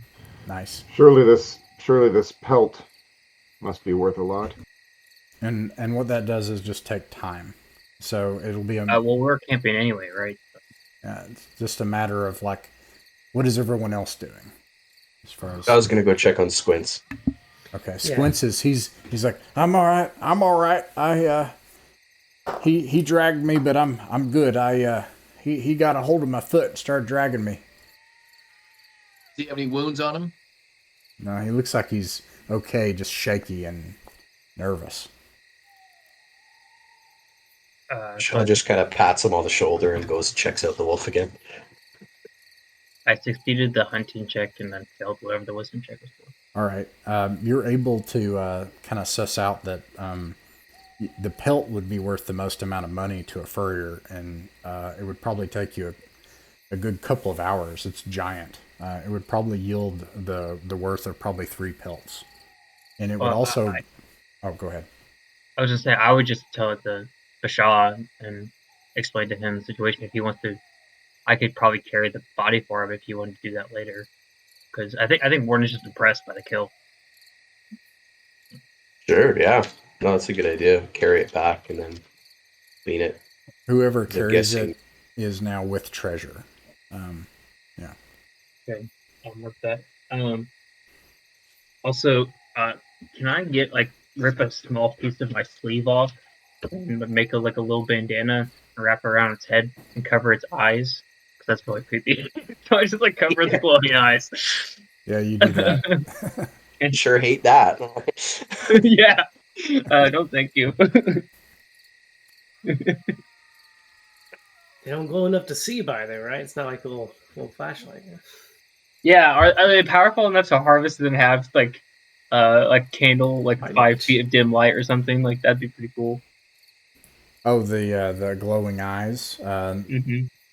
Man, you could take those glowing eyes. The kind of person that would be interested in that would be somebody that deals in the esoteric. Like Or the witch that we were gonna go see. Like the witch. Right. Yeah. And I bet there might be some parts of the wolf that the herbalist. Yeah. Yeah, what's her name? Or are we going to turn around and head back to the witch? Vivian? Mm-hmm. Well, we didn't. I don't think we passed the witch yet. Yeah, no, Vivian was the witch, and then the apothecary was some other hobbit woman whose name I can't remember. Ingrid. I have my notes, but they're 6 feet away from me. And Waste not, want not. Whatever the witch won't take, we bring to the apothecary. Whatever the apothecary won't take, we bring to the to the tanner. Leave nothing nailed down in this world. Great. Take it all. Take it all. Vivian, nice to see you. We brought you a wolf. Or a ward. Bringing the rest to a furrier. Make some caps for some hobbit children. Fantastic.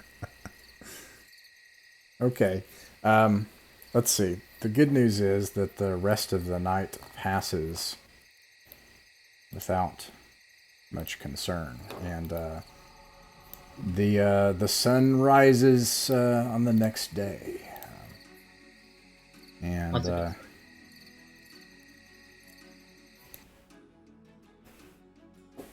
where do you go now?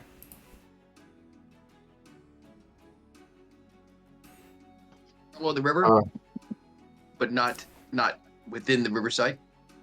Well, if we're going to Vivian's, we're going to need to depart from the river at some point. So use the river to get further south and then head inland. Okay. Maybe. I mean, look. Let's be better safe than sorry.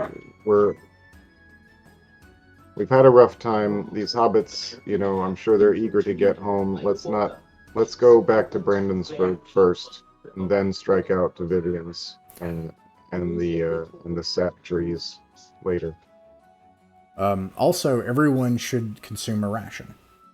And does everybody have a water skin? I do. Okay. I don't know if I do.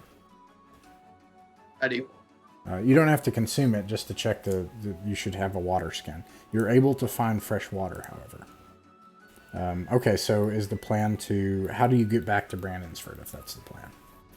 Well, yeah, I mean, that answers the question of whether we're following the river. If it's Brandonsford, we can stick with the river the whole way. And I feel like that'll be a bit safer than just going through these hateful woods.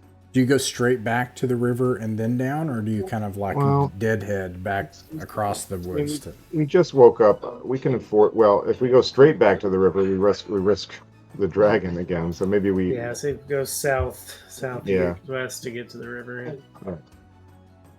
Okay, so are we hooking, or are we going straight down, or straight like across? That. Okay. Thank you. Yeah. Yes, excellent. Yeah. All right. Oh my gosh. Stop saying that. Stop.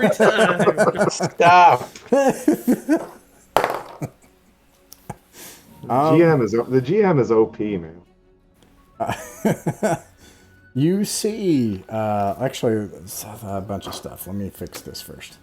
Bashaw and Warden roll a d6.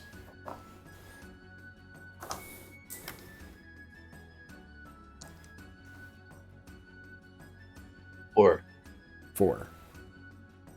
Okay. 4. You see, you hear noises off in the distance in the wilderness as you start making your way. There's an animal path ahead. And once again, you see little creatures. And they see you, and one of them points to you, and you look back.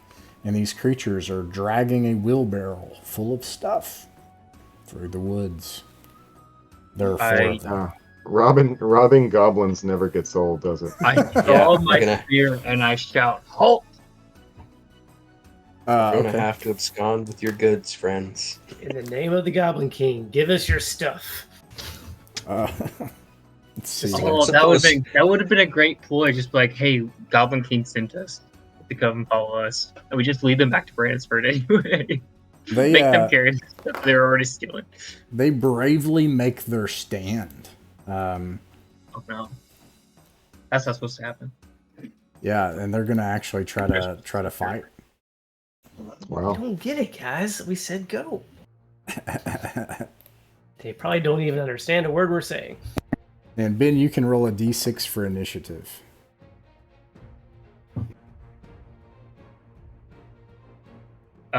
So I have the awareness ability. Does that mean that I can't be surprised, or like how's that work? Oh no, we have to for guessing you're a ranger. We have to roll a 1 to be surprised. Okay, but that still doesn't change going first in initiative, right? No. Okay, I was making sure I understood that. 4. And it does. We've also got a pretty much a 50% chance of remaining unseen in the woods, which is pretty cool. That is In really the wilderness. Rangers are awesome. I really like this class. Yeah, it's like Rangers can hide at 50%. I'm still over here at 15 to hide. well. They're also hunting at 5 out of 6. That's pretty incredible. But once we're out of the woods, we're useless. Like, Yeah, we got nothing. And the good news is it's D&D and you're in the woods all the time, so that's good. Yeah. Yeah. Oh, it's good.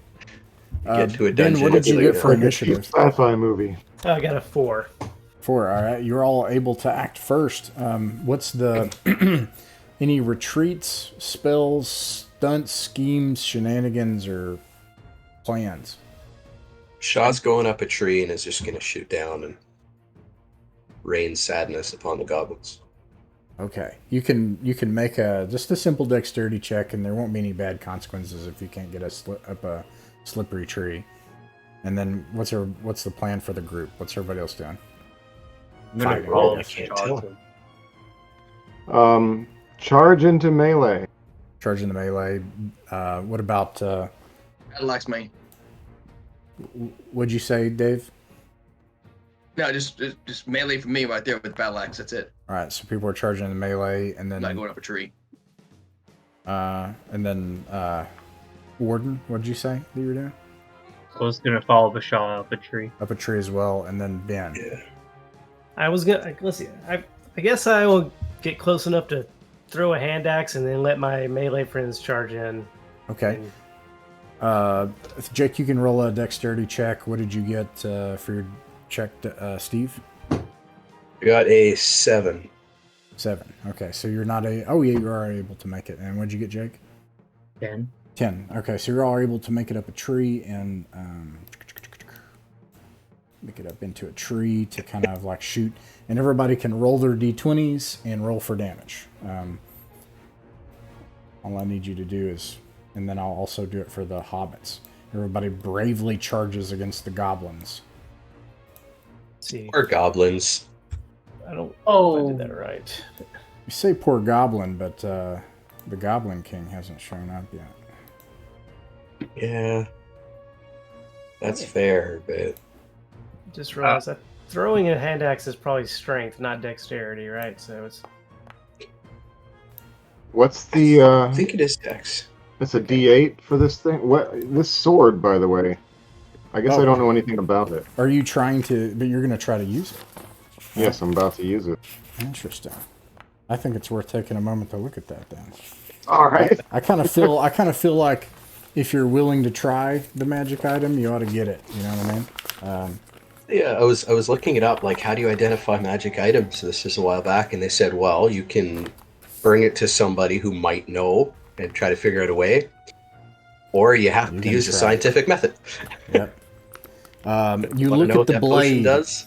I should have noted there is a metal sheath also, and you draw it into the sunlight. It gleams brilliantly with a beam of sunlight, and you can see etched along the blade, "All shadows shall yield to my light," in a very old version of your tongue.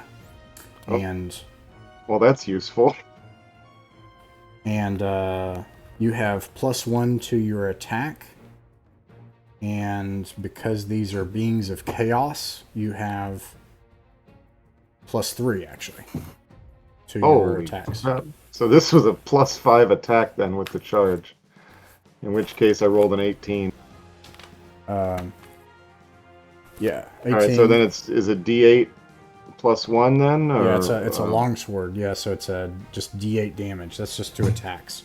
It does some other things, but they haven't happened yet, and so you're not sure. All right, well that's 7 damage. Okay, and then what did everybody else get? What did Tharmlin get? You're muted. Do I get a +1 to damage from strength Tharmlin, 13? you're muted. You're muted. I can't hear you. It's just on Discord side. There you go. Sorry, Yeah, Jarlin you would get a was +1 again. hit with 18. It's 6 + 1 is 7 Okay. damage. 7 damage. Yep. Okay, sorry. What were you saying? Steve, did you confirm?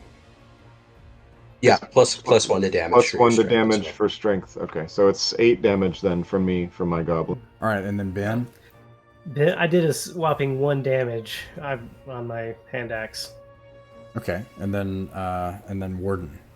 And draw a I dagger rolled in an case they come 18, at me. but I didn't know what the range was because the range makes a modifier too. Yeah, I'll just say that it doesn't. You just get a +0 bonus. So if Okay. it's a Then dexterity, it's just flat 18, damage. 18 to hit. Hits Okay, I got 3 damage. 3 damage. Okay, so you all just like you all do the Marine Corps thing where like these goblins show up and they're like and the goblins dare fight you and they draw their weapons and then you're just all like and the hobbits too. The hobbits draw out their weapons. They just charge in and they just beat these goblins down. And Edward draws out the holy blade and just like how do you describe your kill, Edward? I mean that thing. Well, I'm as surprised as anyone. I mean, I drew it as I was charging, and then I see it's this glowing thing with and I'm suddenly inspired. It's just like old home, although it's suddenly I realize I've got a purpose, and so with great vigor I cleave this thing,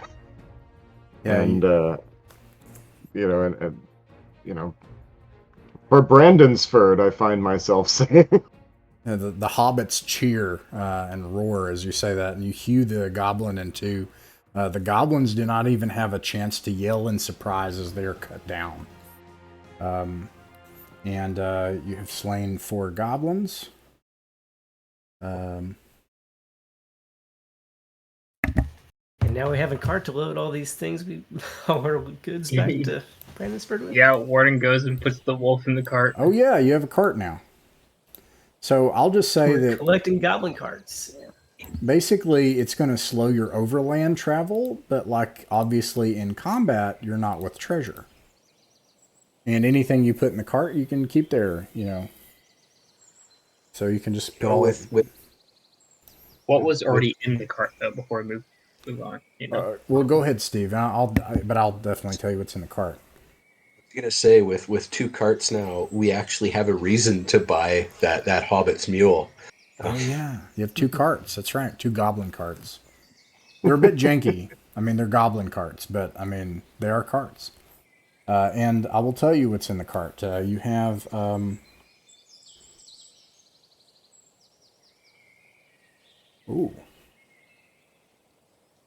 Ooh, I have to get a book out for this. I've got to regulate that. That's too That's much kind of, for any one party to. yeah, that's the DM sound we want to hear. You know? Yeah. Ooh. Yeah, crap, we can't let them have this. We've earned this. Yeah, we killed all 4 of those goblins. We deserve that. We've murdered a lot. We deserve this stuff. Let's see here. What was it? 3 in a row of Oh. Now again. It was oh my gosh, I think in yeah, particular. oh my gosh, yeah. It was Well, I was more surprised that you keep it like you are having a lot of encounters right now. You've had forays into the wilderness where you just had 1 encounter. And now this time it's just like this place is just full. Everybody's out and hopping right now, and you're just like having lots of encounters. Yeah. I'm gonna roll for you. You find 200 gold pieces worth of trade goods that were taken from somewhere, and I'm about to find out what they are.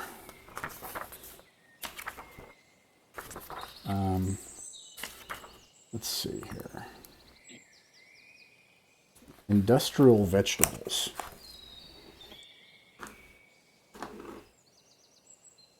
Oh goodness. Industrial vegetables. Yes.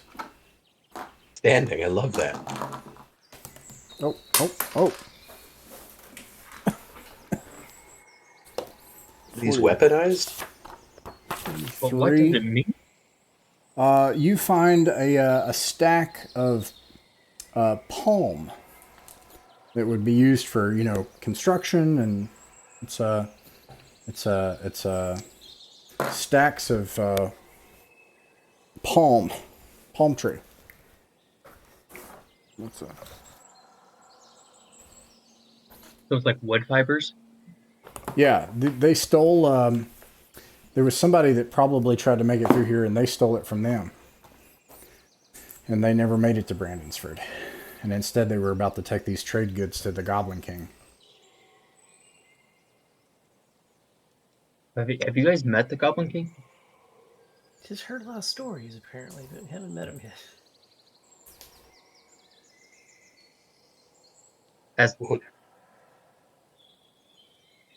Never mind.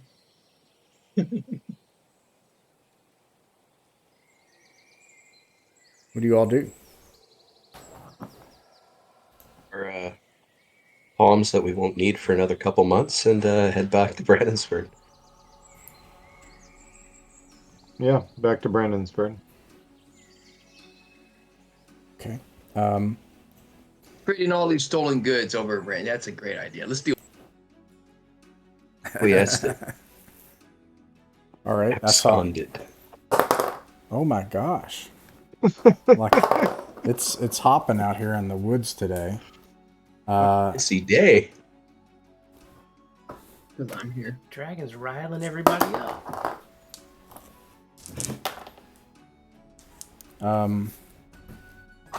And let's see. Tharnlin, you can roll a d6. I'm not sorry. No, not Tharnlin. It's Warden and Bashaw. Warden and Bashaw roll a d6. 4. 4. It was a 4 before it was a 1. I got knocked by the. Would you Oh, get? sorry. I didn't know that the virtual dice could knock each other. That's awesome. I got a 2. A 2. Okay, so you see loping off on a nearby ridgeline, but headed parallel to you, 2 more large black wolves with glowing eyes. They are probably off on a ridgeline across from you. They're probably a good, 200 yards away from you.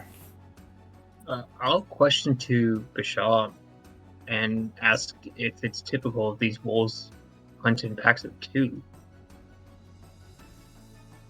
Actually, so far, we've only seen 6 now, and I'd say, yeah, so far 100% of the time, all 6 of them have been in pairs. Okay, I'm gonna make a note of that and try to remember that in the future so that we know what to expect. If we see one, there's usually another. They notice us? It looks like they probably do. They're quite a ways off in the distance currently. Oh. On a ridgeline. Off, Right, off this way. I'll point them out to the rest of the party and mumble, we should probably go. Yeah, let's just move on. Okay. They seem to kind of curiously parallel you along the ridgeline for some time until you depart the ridgeline off in the distance, and you can kind of see them, until you go around a cusp of trees, and you can see them no more, and you can continue on. Oh wow. You can pick another die, You don't have to Nope. use one. Well, actually, I have I've got like a ton of d6s, and I do a different one, so I'm trying to do that, and it's destiny today that the woods are doing a bunch of stuff. And this time, you're starting to get a sense, I would imagine, you can see kind of that, well, first of all, actually, Bashaw and Warden roll a d6 again.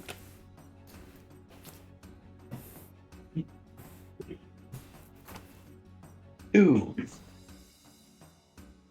2, 4. Okay, and that was Warden that got that one? I guess that's 4, Yep.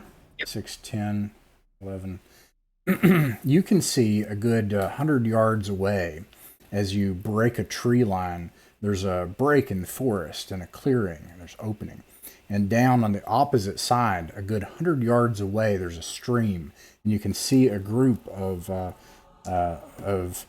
another 4 goblins struggling to pull a cart and try to get it free from a stream 100 yards away.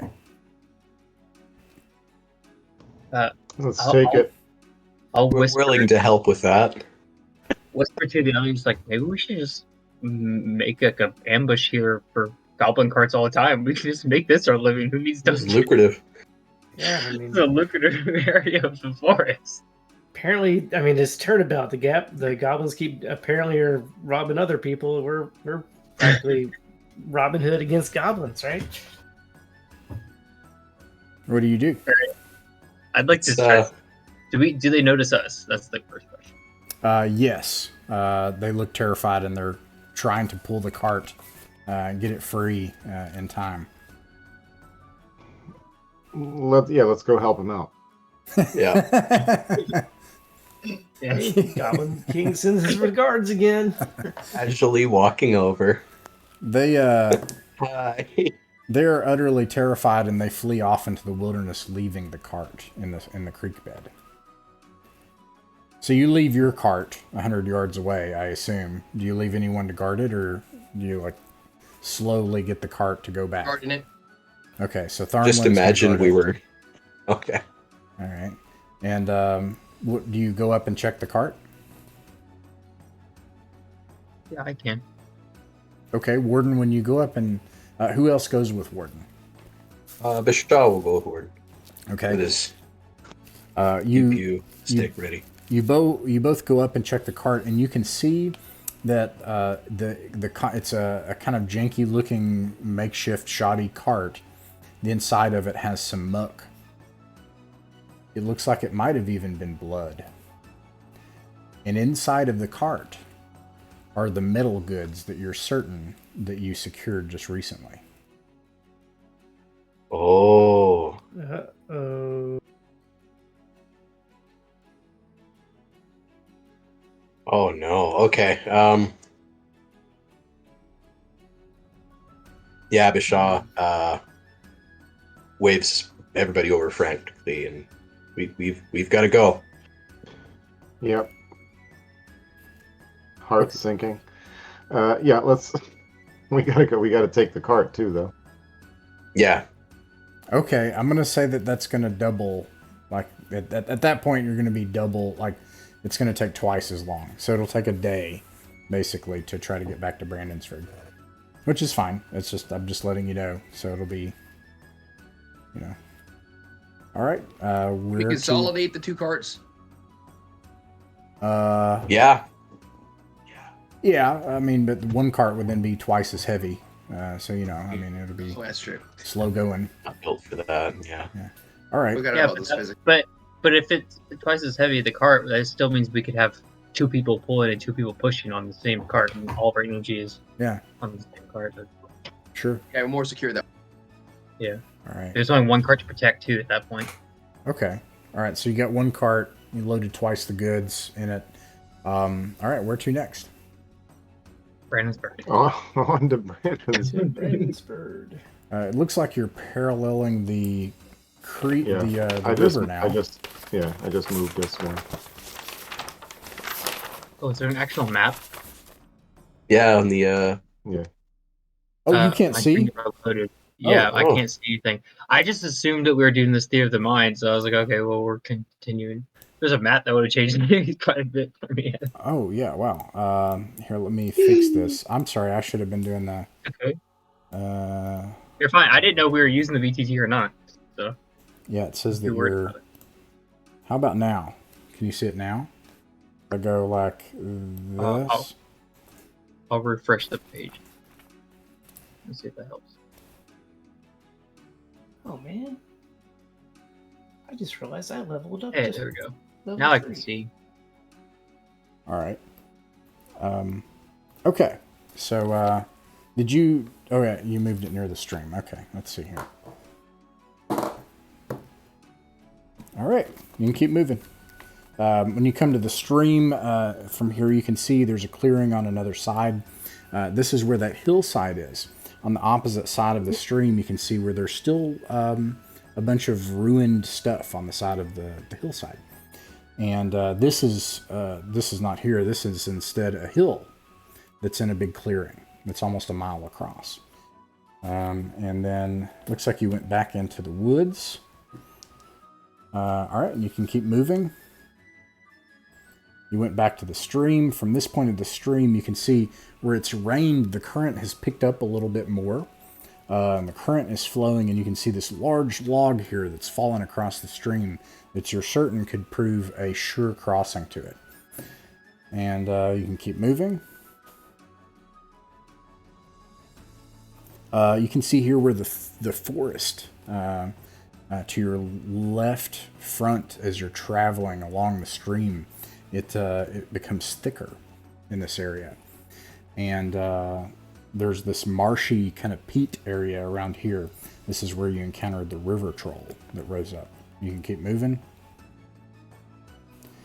And here you start to see where the forest becomes more sparse. And in the distance, you can see the walls of Brandonsford.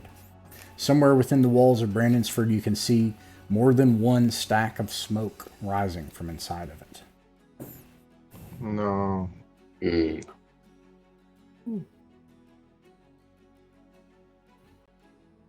All right, you make it back to Brandonsford.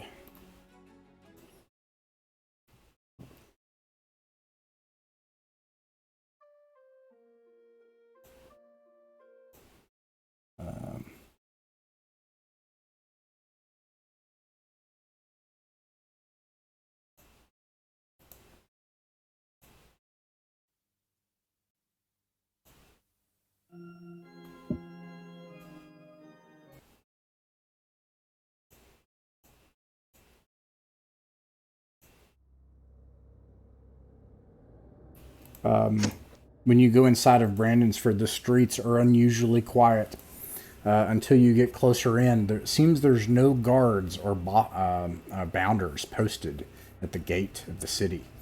You get inside and you can see that it's because of the lack of the professionalism of the bounders, who are barely even guards of any merit. Instead, they're huddled around inside, putting out a fire in a nearby house. And we're going to roll to see if anyone is affected.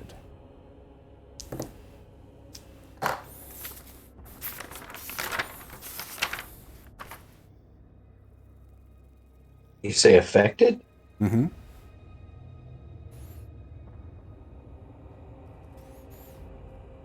Oh.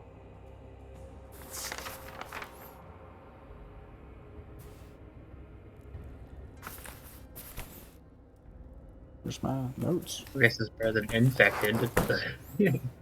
Barely. Yeah.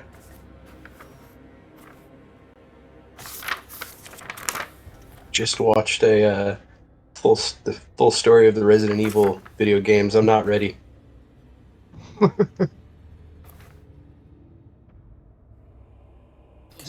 Fire is one of those places where the smoke was coming from. Is it like close to us?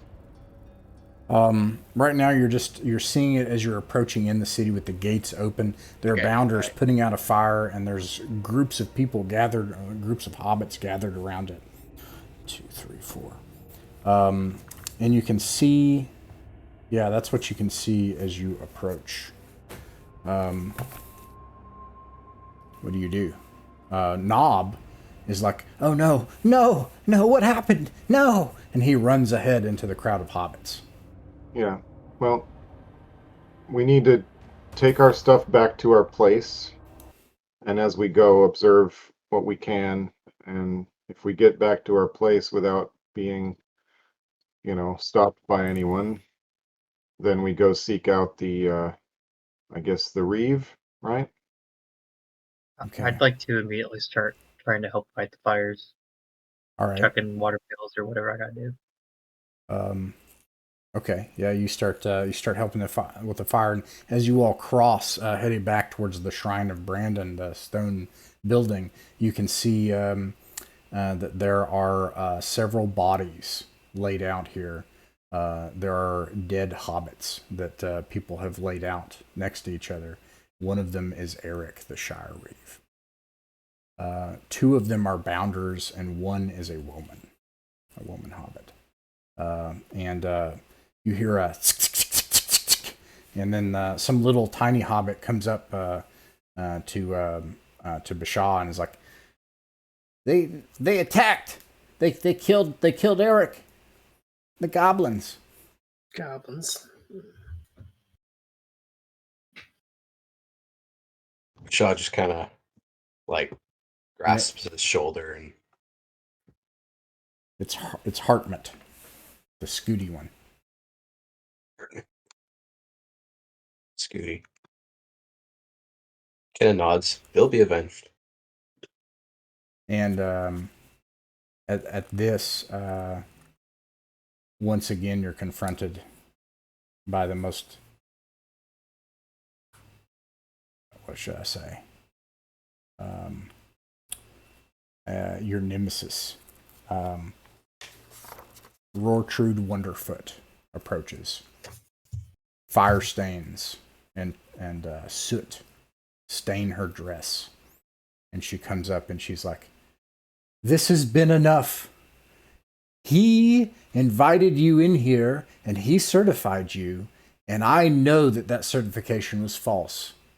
And what have you done? Brought disaster to Brandonsford, such that we haven't seen in 100 years.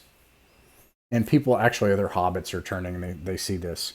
And some of them are actually trying to get Rortrude. They're like, Rortrude, stop. They're trying to get her to stop because, you all are the heroes of Brandonsford to them. Somebody's about to start a fuss, it sounds. Knob's with you. He's like, I would say that it's I would say it's going to be a hullabaloo. Well, at least it's not another fire. Rortrude, Knob looks at you nervously. You say, we have just come back from risking all our lives to obtain this. And I draw the sword. you draw it out in front of everybody, and it captures everyone's attention, and even old William is out here, and he's like, that's the blade of Brandon himself. Why? Yes. And you hear like gasps from the crowd and sighs and muttering and everything. You're right that you are under threat. And you're correct. We might even have something to do with that threat. That's because we're trying to deal with all of your threats. And we're doing so while asking for no payment and reinvigorating your life here. And we're about to all go out and risk our lives again to deal with even greater threats that surround you. And I expect we're going to have to deal with the aftermath of this as well, which we are all happy to do. If you would just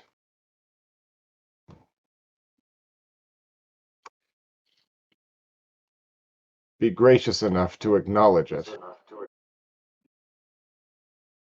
What's your charisma modifier?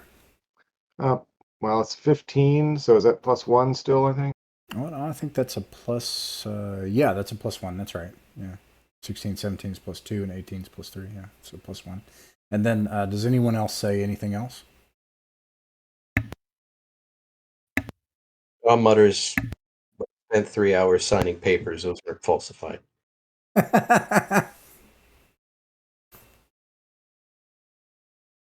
Ben will just kind of play hype man. It's like, Sword of Brandon, what more do you want? We are here to... If it wasn't for us, dragons next versus goblins and his dragons. We're here to stop it. All right, I'll add both of your charisma modifiers, plus you have the +1 reaction, and so you have maxed the reaction roll as a result. Whoa. And so Knob hops up on a crate nearby as well, and he says, "Now you listen here!" And actually, he screams back at Rortrude, which is unthinkable for a young man from the Matham house to scream down at the most elderly and honorable of the matronly order of good manners. And he says, "Now I've been watching here for this past season as everyone's on about their harvest, and we've not had any food come in. The dwarves have disappeared. The forests have been taken over by fairy creatures and goblins, and you have not done a darn thing about it, and you have all been focused on this harvest. And I know that's the properly hobbitish thing to do. But sometimes it's also all right to be a bit Volcanish." And everybody's like, and because Volcanes are like the elfy hobbits that are like not very hobbitish. And he says, "That's right, I said it. Sometimes a hobbit's gotta stand on his hairy big feet and do what needs to be done for the Shire. And we've seen what's out there. And it's coming here. And these people are trying to help us. And we ought to try to help them." And he turns and nods to Edward. And I'll nod back at him. one of the bounders is like, I'm the lieutenant. I'm the one that's supposed to well, I'm supposed to be in charge, if Eric isn't, as a bounder. My name's Brill, and I agree with Knob. And you've got my bounder's help with anything we can do.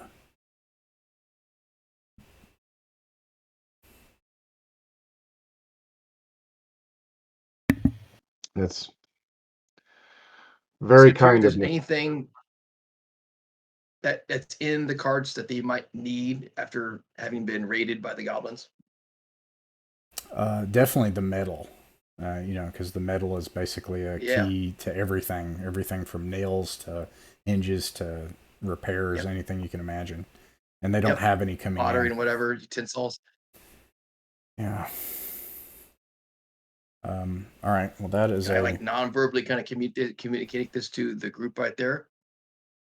I need to give them some wares here. We absolutely give all of them, all the contents of the, except for some, I guess, the coins. You still get the XP for it, anyways.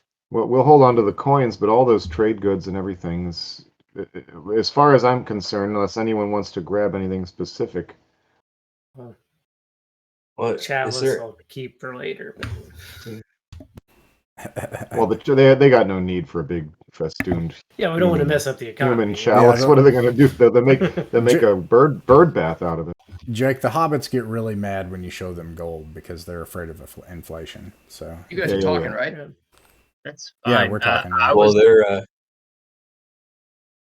The only thing I was thinking about is the wolf. Yeah, sorry. Oh right, yeah. Can you hear us, Dave? No, you can't hear us. I'm good. Oh, okay. Sorry. Now, go ahead. The wolf. Sorry. That's all I was saying. Is I think we should keep the wolf. Yeah. Oh yeah. No, but we can show them the wolf carcass though as proof of what we've been busy doing and how dangerous it is out there. Yeah. Right. Well, they're discussing this, and somebody mentions birds. Bashaw slips away to check on Mildred. Mildred has caused utter chaos and hell. Actually, you probably hear that same music when you go into the Temple of Brandonsford. Like it's just like shadows and bird feathers floating in the sunlight. He kind of opens the door, looks in, kind of glances at everything through the door, and just closes it and walks back. He's got mixed feelings. He's like, on the one hand, hey, she's okay. On the other hand, yeah, she lived. Super. Yay. There's another subplot about trying to get rid of a goose. But anyways. Okay. Shock here is a terrible curse. But you have to sleep with the goose because there's nowhere else to go unless you sleep on the ground. But eventually, is anybody wounded? Is anybody missing any hit points? Everything's gone pretty well today. I think we were spectacularly successful in the combat. Just a ration down, a torch down, and 3 arrows down. Nice. Okay. Eventually, as the day goes on, you settle where the carts are going to go, and you help unload things. You help with the fire. You help with the bodies, and you get set up for the night and everything in Brandonsford. Eventually, you can see some women hobbits who have put on fancy hats, and they're outside and they're working on your carts. And when you return to the House of Brandon, there is a little pen outside where a goose has been put outside. And when you go inside the House of Brandon, some makeshift carpet has been put down, and many nice furnishings, and hobbit beds put together in twos. And Rortrude, in her fancy hat, comes to you and she says, "We'll do everything we can to help you." And then she nods and turns and walks off. Can't ask fairer than that. Probably the kindest thing she's ever said to anybody. Just in shock. Oh, okay. And some drinks. Wait, never mind. Yeah, and that's where we'll end today.